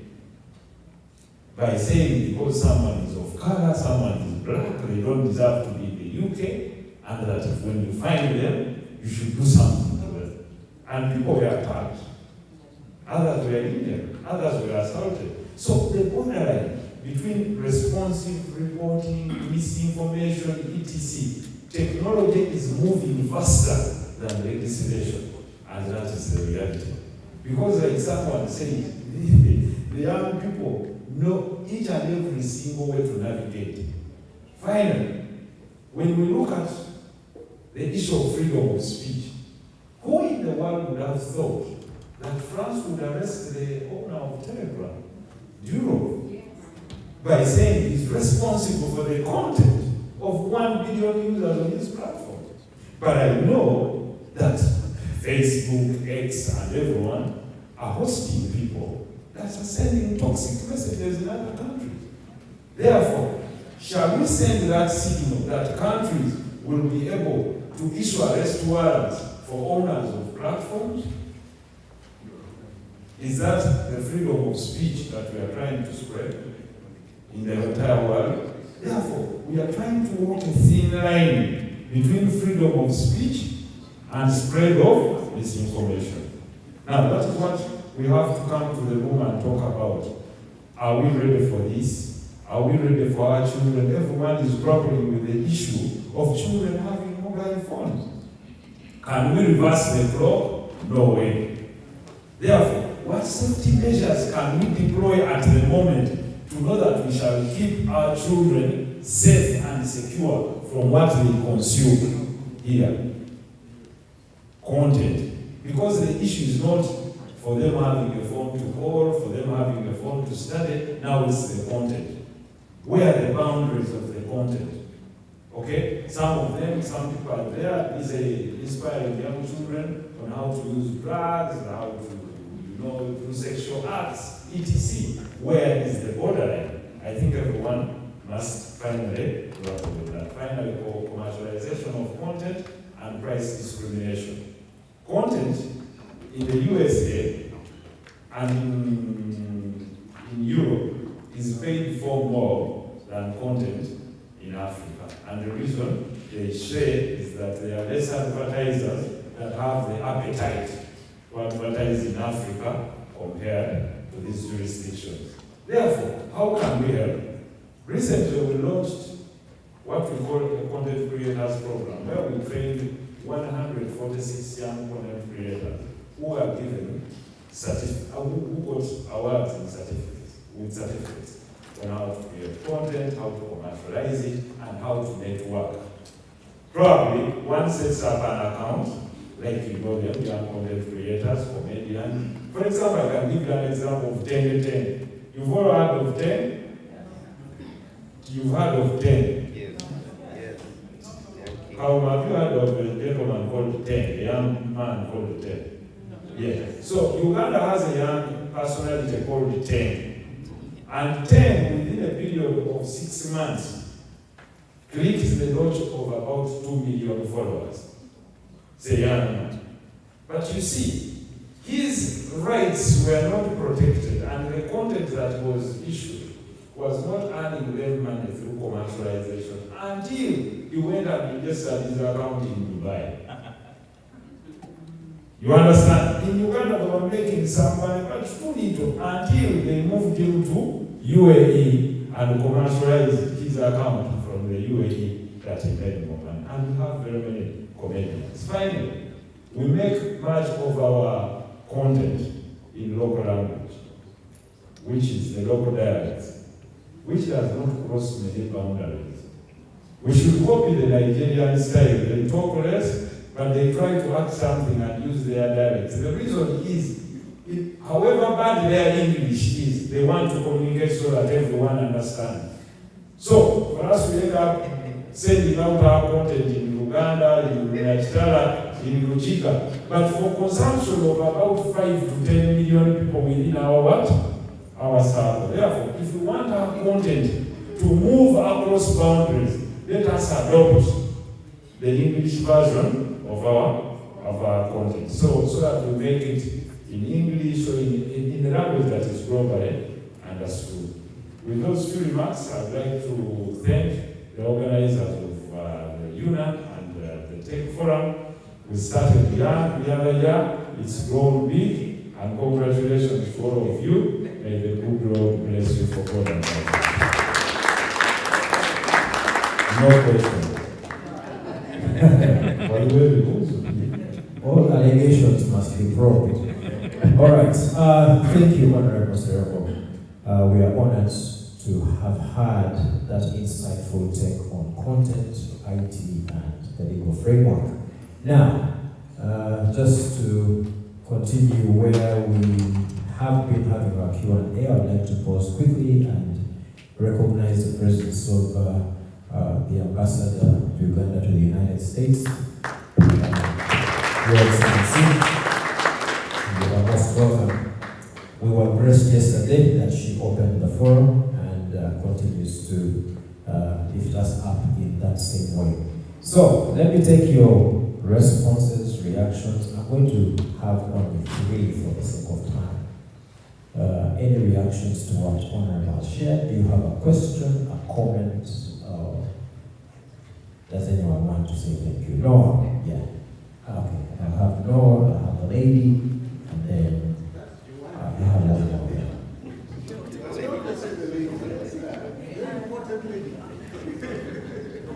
I'm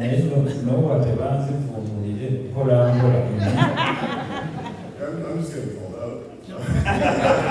So just to clarify, you're creating a sort of content training program for young creators in Uganda, correct?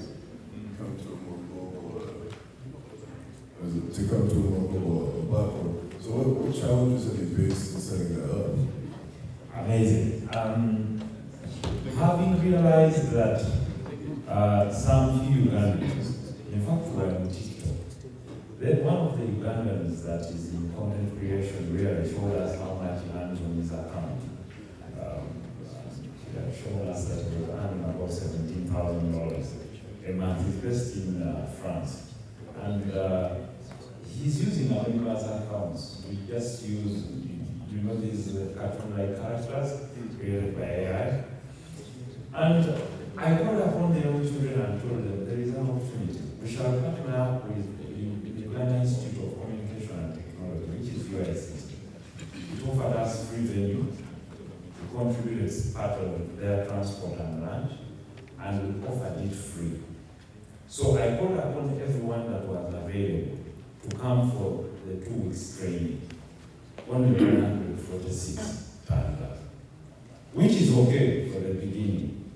Now we are going on the second course, which is going to be to retool them on how to use earlier tools like proper editing, adoption of AI, predictive AI,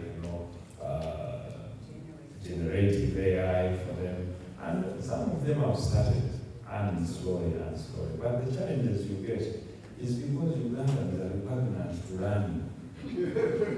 When you tell them that it will include learning, they walk out. We have a simple mentality. There were some young ladies that came to one of our content studios at Discovery Sports because we own the part of the digital rights of the Premier League in the UK. But then when they came, they said, Honorable, we had to have jobs. I said, huh?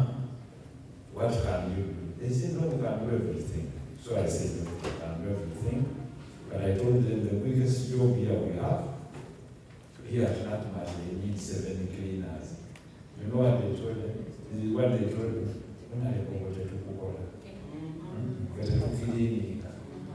So I told them, since you say you can do any job, and I offer a job of a cleaner, and you say you can't do it, I also have no job.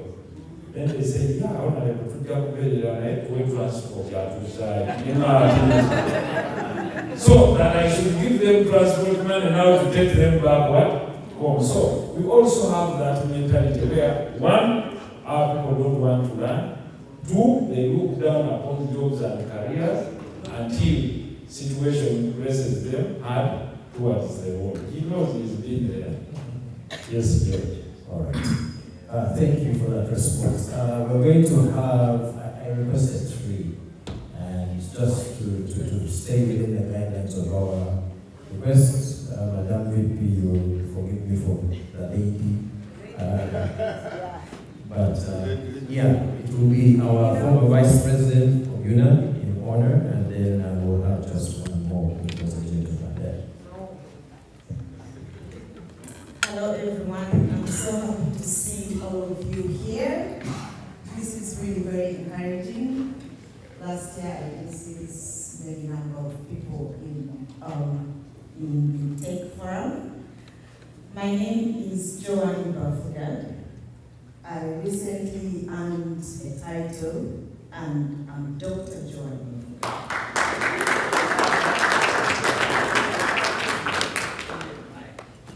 From Kisoro, daughter of Mr. John Bafugad.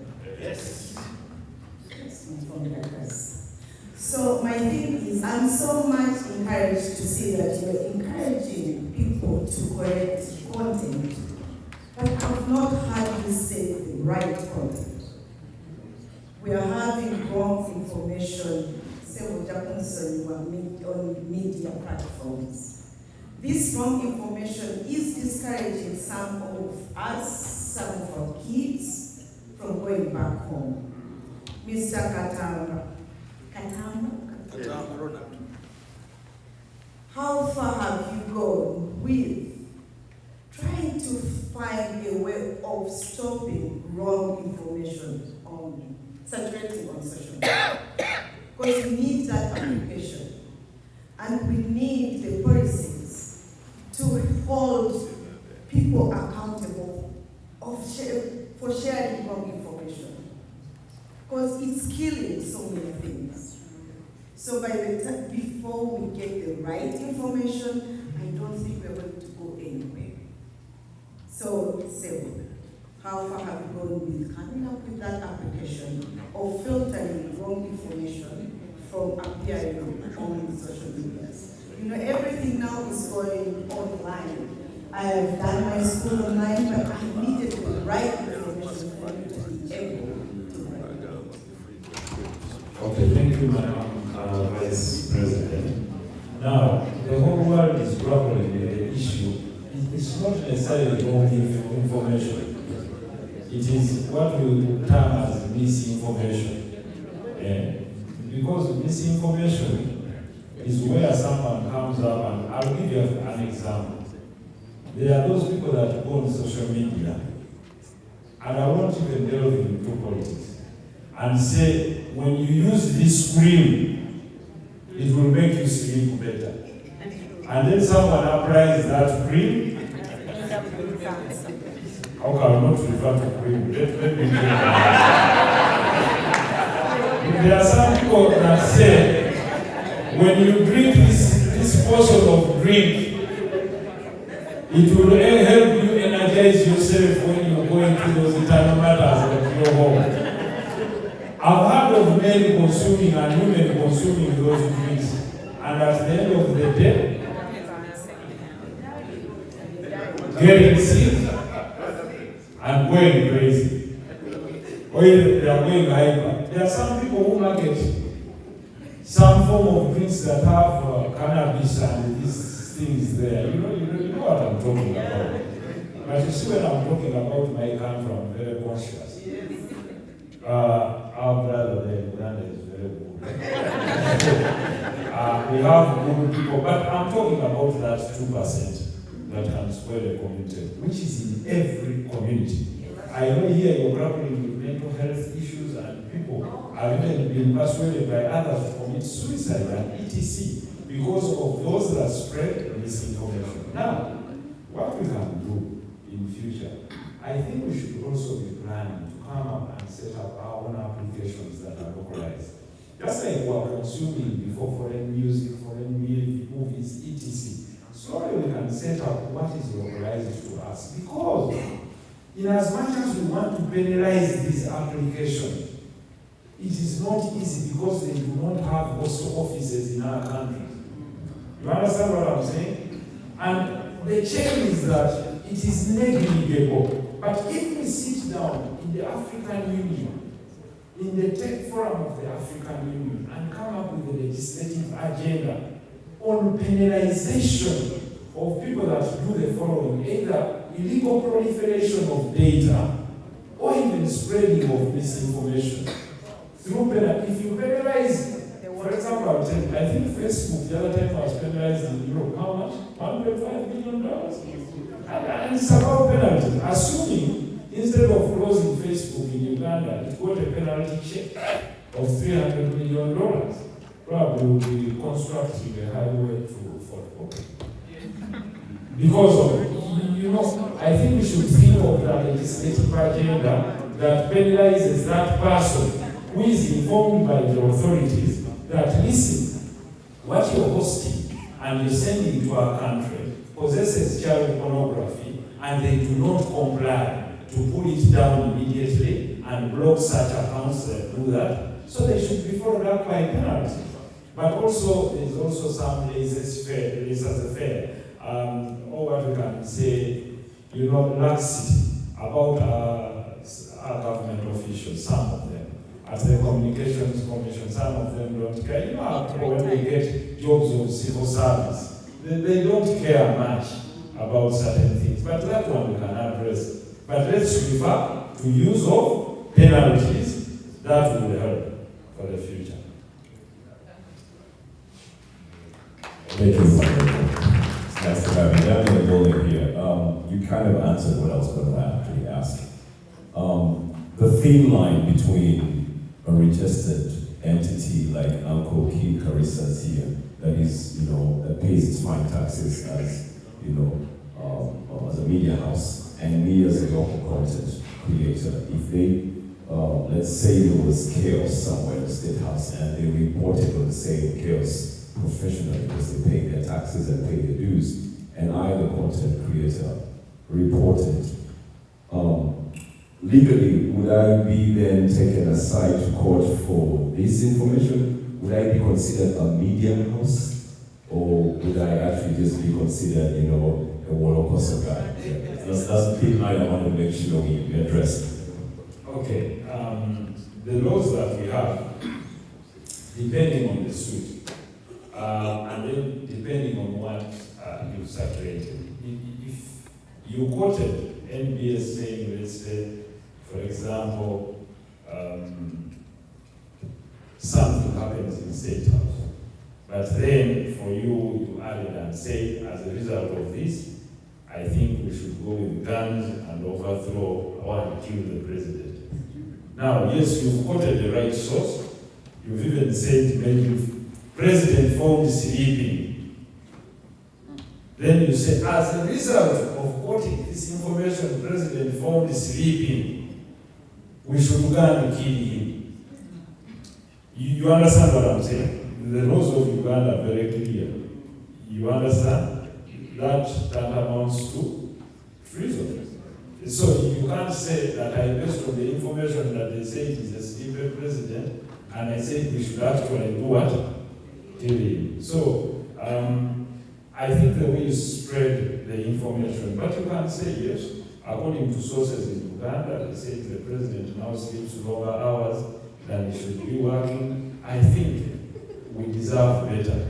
That's okay. Why should someone take you to court to say that you're spreading misinformation? You've also quoted X, who stated that X did this and Y did this, and you gave your opinion. So that is freedom of speech. But if you say, as a result of being a sleeping man, we should just go and assassinate him, then that crosses the borderline. And you are a very responsible reporter. I don't expect that from you. One minute. Thank you, Honorable. Here.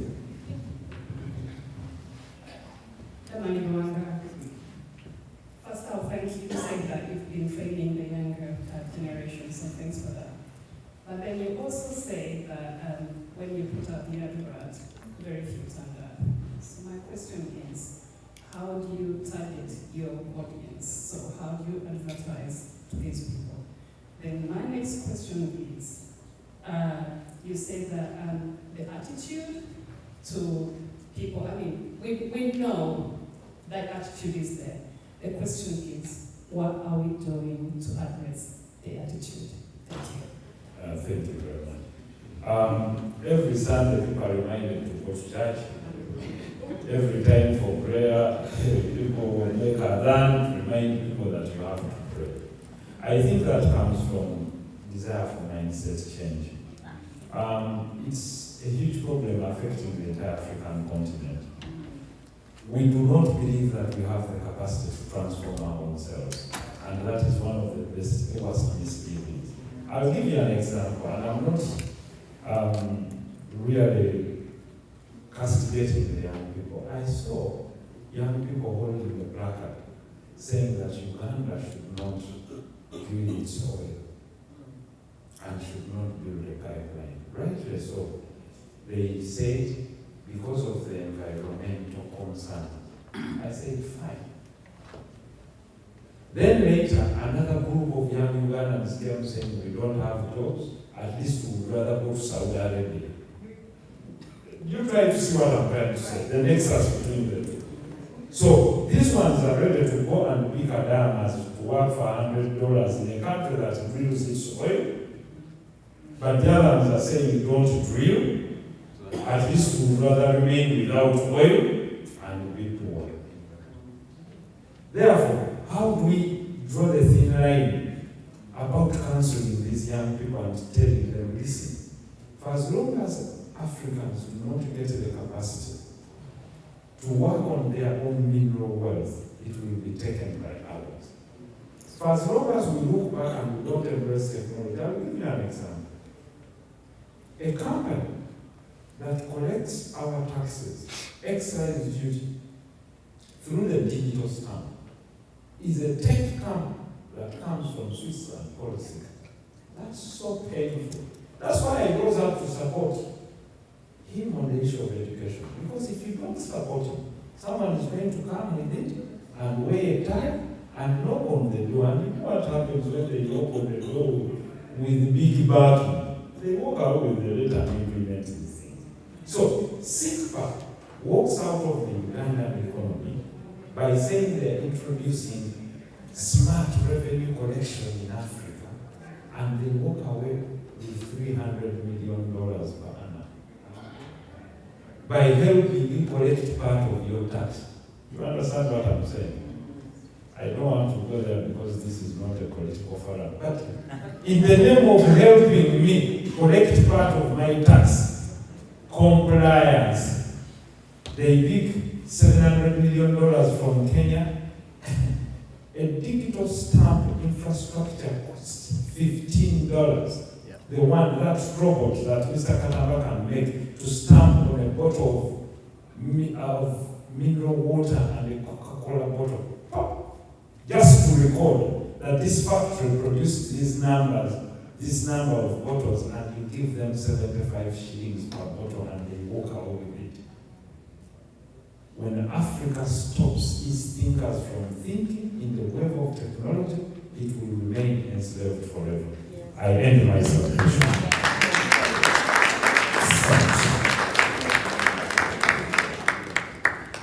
You're in the UNAA Technology Forum.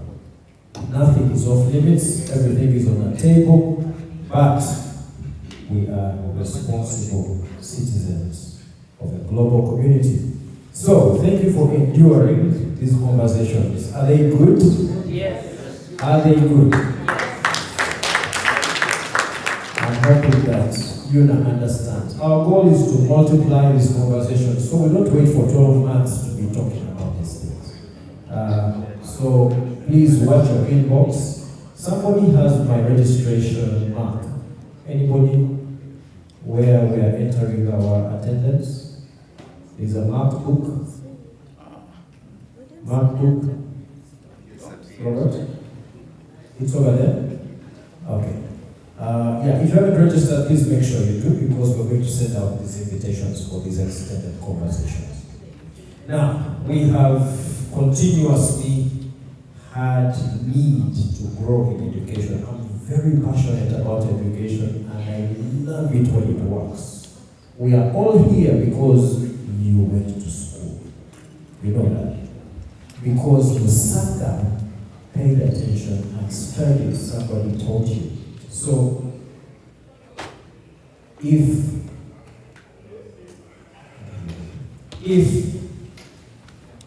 only you had exposure to the technology you have now, you would definitely have had other outcomes.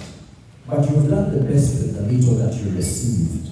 And so we want to give the next generation a better chance. In a different way, I'm going to invite Georgina to come and introduce to us Bradley and tell us what is happening in this wonderful program.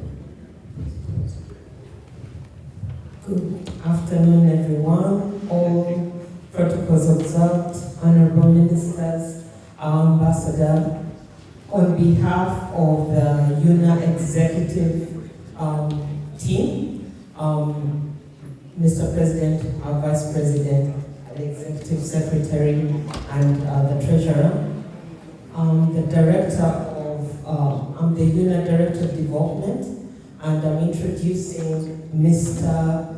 Bradley Wade to talk about this program that we, UNAA, are partnering with St. George's University School of Medicine. We've had several talks, and we are going to work with them. It's a very nice program that will benefit our communities. So I'll invite you now to come and give us just a brief introduction, and we have some flyers. He'll be talking in detail tomorrow at our gala as well, so please stay tuned. It's a program that will really help those in the diaspora and actually also communities and students in Uganda.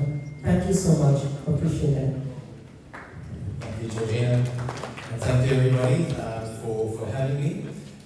It's a great pleasure to be here. My name is Bradley Wade. I'm the Regional Director for Africa for St. George's University School of Medicine. We're based in the beautiful country of Grenada in the West Indies. And I'm going to tell you, just take 5 minutes of your time to tell you a little bit about our partnership with UNAA and what we do. And then tomorrow evening, I'm going to give a 15-minute presentation with some videos and slides so that you can see what we're doing during the dinner tomorrow evening. First things first, I'm African, all right?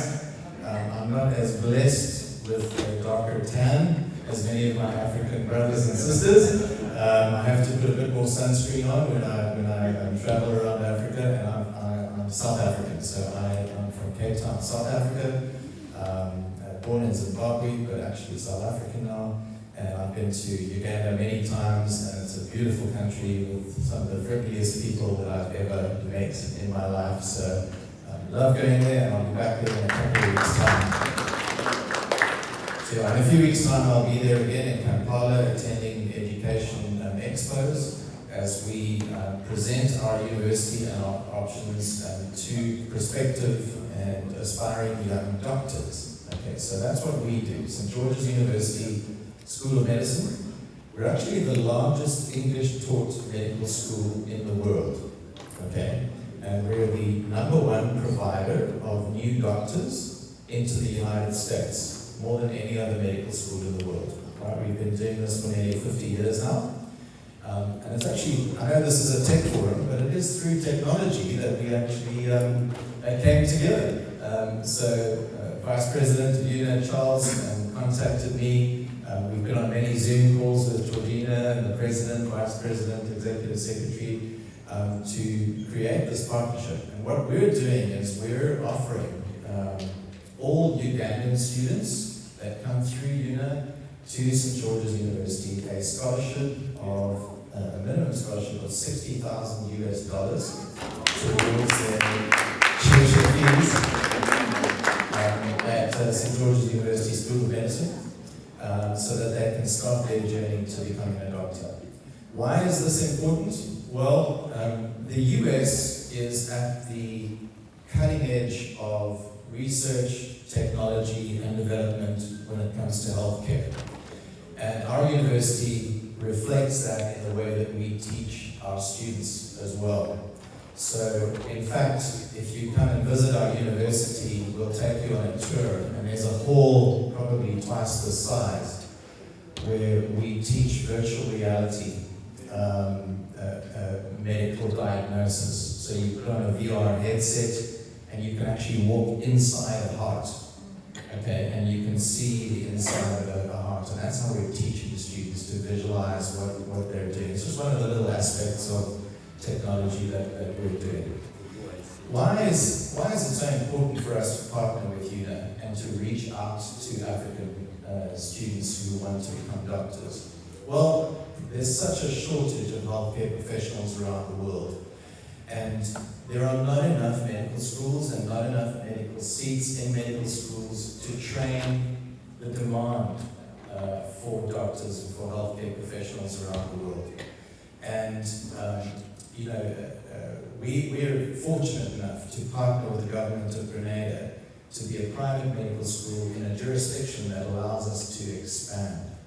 We've also expanded internationally, where we have a campus in the UK, where we partner with Northumbria University, and students can actually start their journey in the UK and then end up either in the UK or the US to do their residency, to do their specialization. Okay. Now, we've trained since 1976. We opened our first graduates in 1980, and most of our students come from the United States and Canada. We've trained now and graduated over 22,000 doctors. Close to 14,000 of those are practicing in all 50 states in the US, they're practicing in Canada, in the UK, and in more than 50 countries around the world. We've graduated over 650 African students, and each year we get between 50 and 70 new students from Africa. This fall intake, we've just had one new student from Uganda, and my personal mission is to actually grow that, okay? Grow that opportunity for Ugandans. Our students actually place into US residencies, so that's specialized training. Every single year, this last year we had over 930 students placed into residencies in the United States, where they specialize, and then once they become licensed, they can go on to practice either here in the United States or back home if they want to. So we're very excited to be able to expand our offering and opportunity to the UNAA community, and we look forward to telling you a little bit more about our university, our program, about how successful we've been in training doctors and how we can expand the opportunity to future doctors from the diaspora here in North America as well as back home in Uganda. Thank you very much. Thank you, Wade. Like we say, we're very passionate about, we're very passionate about education, and I'm hoping that we can continue to partner, because part of the e-school development program is to encourage the use of science-enabled visualization of certain concepts, using 3D technology to explore processes, systems, and basic concepts of education at the primary level. So if you have that virtual reality development capability, I think we have a lot to talk about for the African child. The name of the word Oye is very consistent with victory, right? If I say Uganda Oye, what do you say? Oye. Well, our next 2 minutes will be in the introduction from Mr. Oye, who is here. Please make your way as we also get ready to hear the presentation from Honorable Dr. Sam Manager, our Minister of State for Lands, Mr. Oye, and we will give you the better of 2 minutes. Thank you so much. Good afternoon, everybody. I'm so glad to be here for the 35th UNAA Convention, and before I got here, I did a little bit of research and found out there are more than 21,000 Ugandans living in North America, and with UNAA being about 1,000 members. We're looking at least 5% of the entire American population of Uganda, and so I'm appreciative of being here. The purpose of today's conversation is to be about representation. And before I get to that, I want to say on behalf of DC, I want to let you know that the District of Columbia is open, right? We are having millions of dollars of grant opportunities, thousands of dollars of small business loans for businesses. So DC is a place that you can move your business to, you can hire, you can live, and you can thrive. Now, my name is Dr. Oye Owolewa, and the reason why this invitation was so personal for me is because my background, right? I come from parents of immigrants from a little known country called Nigeria.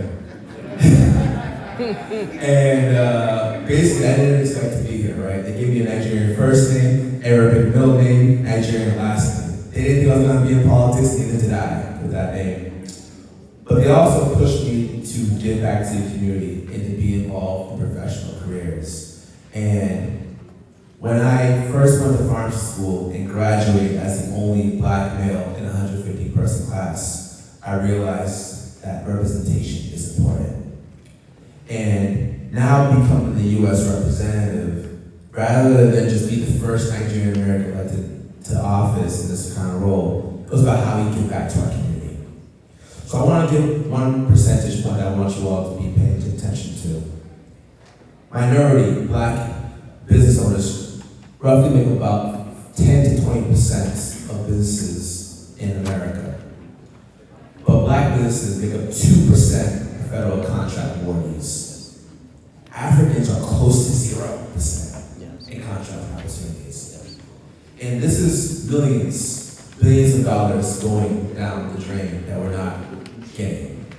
So it's really important for us as a community to learn the language of money, learn the language of contracts, learn the language of grants. And in my office, we've been training people to do so. But just as important as business representation is also us running for office.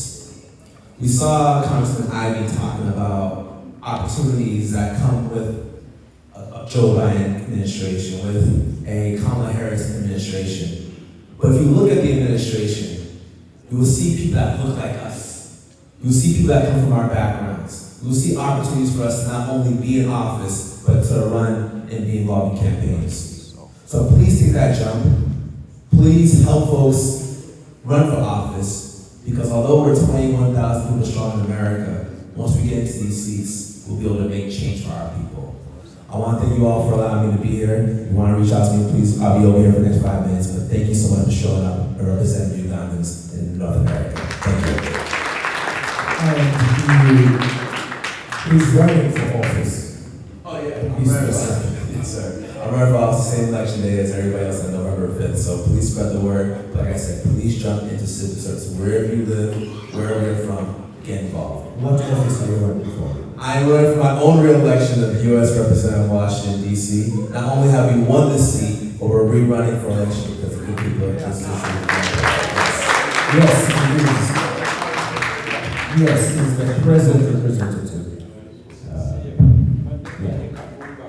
All right. No, this is not Kajuma. Oh yeah, this is for real. This is the real deal. Okay. Land, Itaka, whatever you do, true real estate starts with land. Just for the sake of time, I will allow a question, but I would like you to, for the next few minutes, friends, participants, we have been graced with an interactive participation. As you can see, the mix of our speakers here is not biased, it is not political, it is not anything, it is our issues and opportunities. So, among us today is Honorable Dr. Sam Mayanja, who is the Minister of State for lands in Uganda, and he has some very, very important communication for the next few minutes on your land. Not anyone's land, but our land. Honorable Minister, you are most welcome.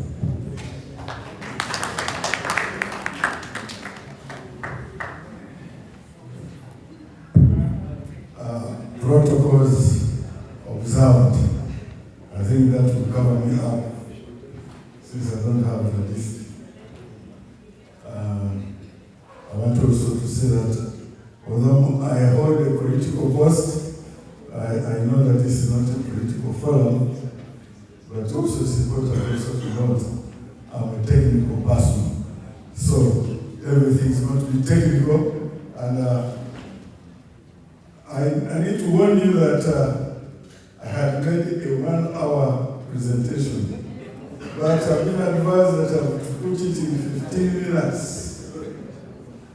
I'm not a stranger to that, because those of you who know I read my articles in the papers, my first article was 2,000 words, but New Visions told me that if you are to give an article next time, it has to be 850 words. So I know how to reduce. So I'll go straight. I've divided this into two. The first part will be the main content, as you see, but the last one is the land information system, where I've gone IT, and that will be presented by the head of the land information division of the ministry, Mr. Lenny, who will come and take after my quick presentation and going through, and then we shall be interactive. My first is the system of land ownership in Uganda. We have Milo. By the way, I believe that you will have this printed out and you will maybe send it to your mobiles and you have it. So I'm going to go a bit fast. So Milo system, that was the beginning, at the beginning of Uganda. That's the system we go first. And I've given details there how it came. And it's a system which we are still fighting. Because eventually it gave us a 2-ownership system where you have 2 people owning land, but both recognized by different types. You have a Chibanja holder and a Maya owner. A Maya owner has a title. A Chibanja holder also has recognition to stay on that. So that is the Maya, which gives an individual ownership of land in perpetuity with a definite date of 1900 under the 1900 document. Then you have also a Chibanja, which is not a title, it's not a tenure, but within there. The next is the crown land. That is what we now know as public land. Again, this is a land which under colonialism was grabbed and administered by the colonial authority, and now it's called public land. The Chibanja, it's not a tenure, it is recognized as ownership by possession on occupancy, but it is given by the Constitution as having security of occupancy. So you have a security of occupancy in the Chibanja, constitutional guarantee, and the Milo, which is also ownership, a tenure. You have customary, which is owned under by virtue of customary ownership, but which prior to 1995 was not a tenure. I use the word tenure because under our current constitution, a tenure system is the one by which you own land.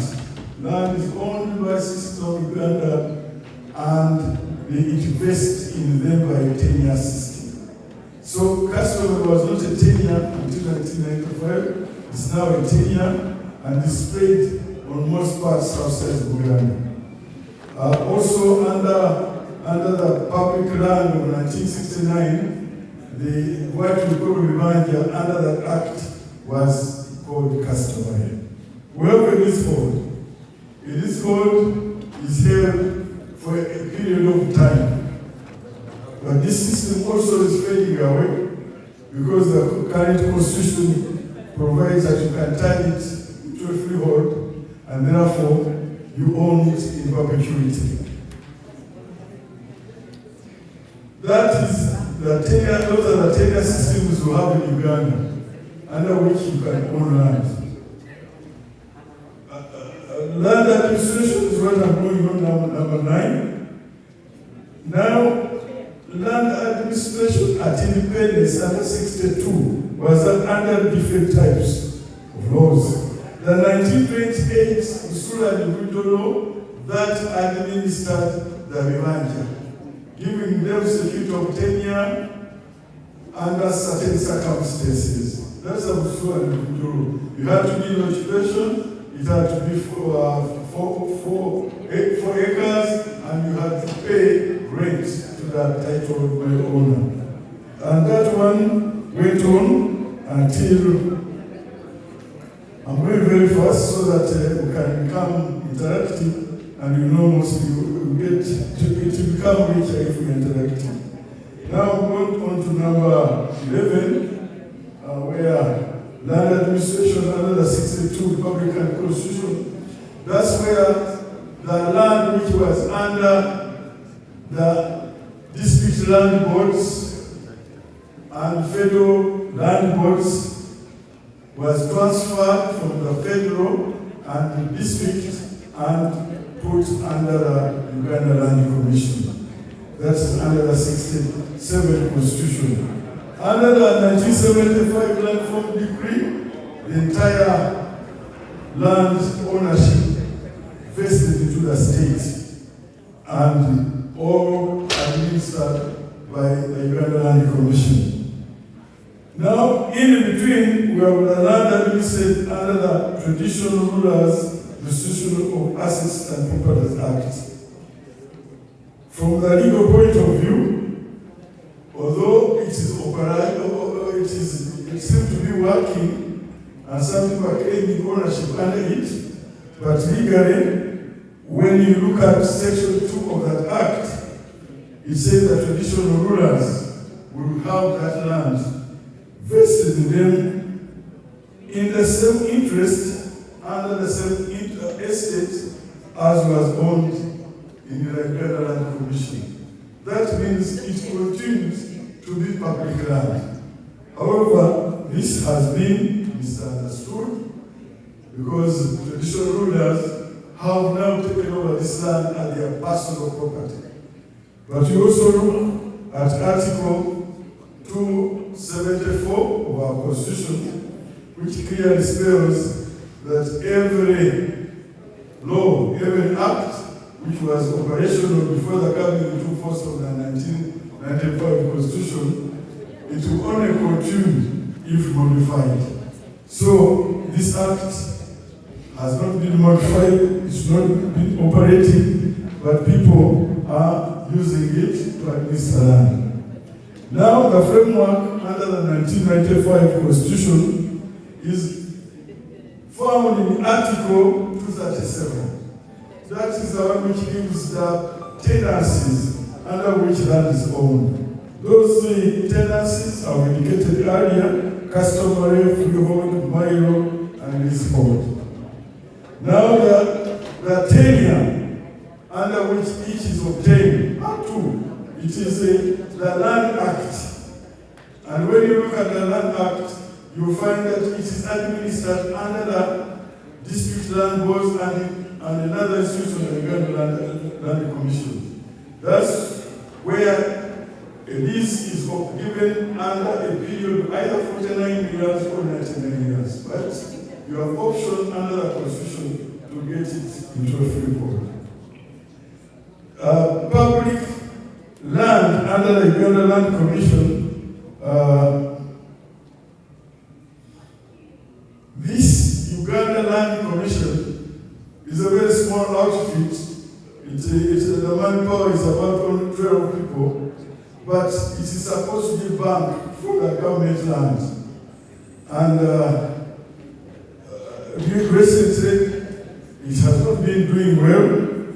We hope it will get a separate act so that it can be an independent institution managing public land. The certificate of occupancy under legal urban occupancy, this is the one which I talked earlier. It's not a tenancy, but almost 80% of people in the central region have Rwanda holding. But the problem we have with it is that under Article 3, 2007-3, you have a title, a tenancy of Milo. Under 237, Article 8, you have Rwanda holders. The Rwanda holder under 237, Article 8, have security of occupancy guaranteed by the Constitution. But they don't have a tenancy, so the land is not theirs. So the owner is actually the title holder, the main owner. So you have two. The one who has security of occupancy is a Chivaja holder, has no tenancy. The one who has tenancy has a title. So you have this overlapping of ownership, which is a root cause of the evictions which we are suffering now in the country. Now, in order to enforce, because the landlords, the private landlords, have refused the usuru, because the usuru, which should pay as required under the Land Act, if one does not pay for 3 years under the usuru, then he can be evicted by court order. That's the cause of the evictions now going on. But then you have security of occupancy under the Constitution, which appears to mean that this section will now be unconstitutional. The eviction will be unconstitutional because you cannot have a law which overrides the security given under the Constitution. But this fight has been going on, and these are the evictions which you hear every day, and forcing the president to issue 3 directives. And these directives have the force of law because they have been issued under Article 99 of the Constitution. And those ones, the evictions, those evicting to be arrested and charged, no reducing. You have 8 acres of Chivanda by Mayo. I'm leaving you with 1, so that's not allowed. All court orders which are giving evictions of Chivanda holders, those should go through an administrative system of RDSA, the security system, and the Ministry of Lands. Those are meant to give protection. But for how long will that continue? The good thing, the saving grace, I think it's in Article 237, sub-Article 9b, that Parliament will create a law which will give titles, tenancies to land holders. So if every land holder gets a legal title, and assuming that the basic requirement under it will be to compensate the my owner, then the evictions will come to an end. We have the environment that one is secured under Section 237 2b. I've given a little bit of it, and then the environmentalists, I think that will guide them. And the land registry. This one, what I've done is to bind it within the land information system on page 31. And at this point, I want to invite my colleague to come and bring out this point more clearly. Lenny is the head of the land information system. So I want to bring him to present this last part so that then we can invite interaction. Thank you very much, Honorable Minister. I'm going to be brief since there will be no one flipping the pages. I'll summarize my discussion in less than 5 minutes.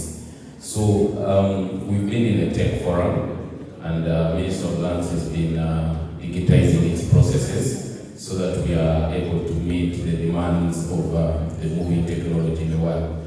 We've been at it for about from 2007 when we started the process of transforming the manual records that we had into a digital format. We have been cleaning up processes in the back end to ensure that we have a digitized land registry that gave birth to the land information system.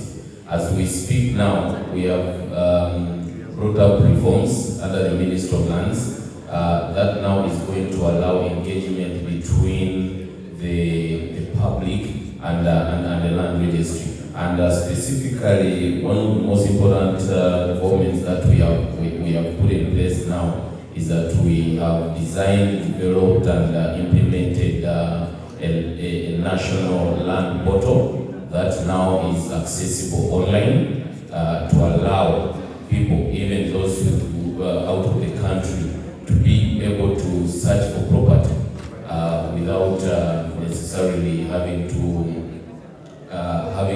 request somebody back at home. This portal is up. If you have a cell phone, you can find it at UGNLIS, UG for Uganda, N for national, L for land, I for information, S for system. Now this portal is in both in an application format that can be downloaded from the Google Play and also from the iOS, and you can also access it from a web page under Uganda National UGNLIS.mlhud.go.ug. Now, why are we doing this? We are doing this to help the public out there to be able to verify property before they are able to purchase it, because it has been a challenge for us that the middleman there back at home has been fleecing people in regards to purchase of property, whereby when you want to verify authenticity of land, someone probably gives you data that doesn't correlate to the property that you're procuring, and when you procure that property, you find that you bought nothing on ground. We've integrated this system with different agencies, which include the National Identification Authority, so you will be able to identify the owner of that property there. We have also integrated online payments, so surely for you to be able to search for that property, you will be able to pay a modest fee of about 10,000 shillings for you to be able to verify. That's about $3 for you to be able to verify property online. Of course, this is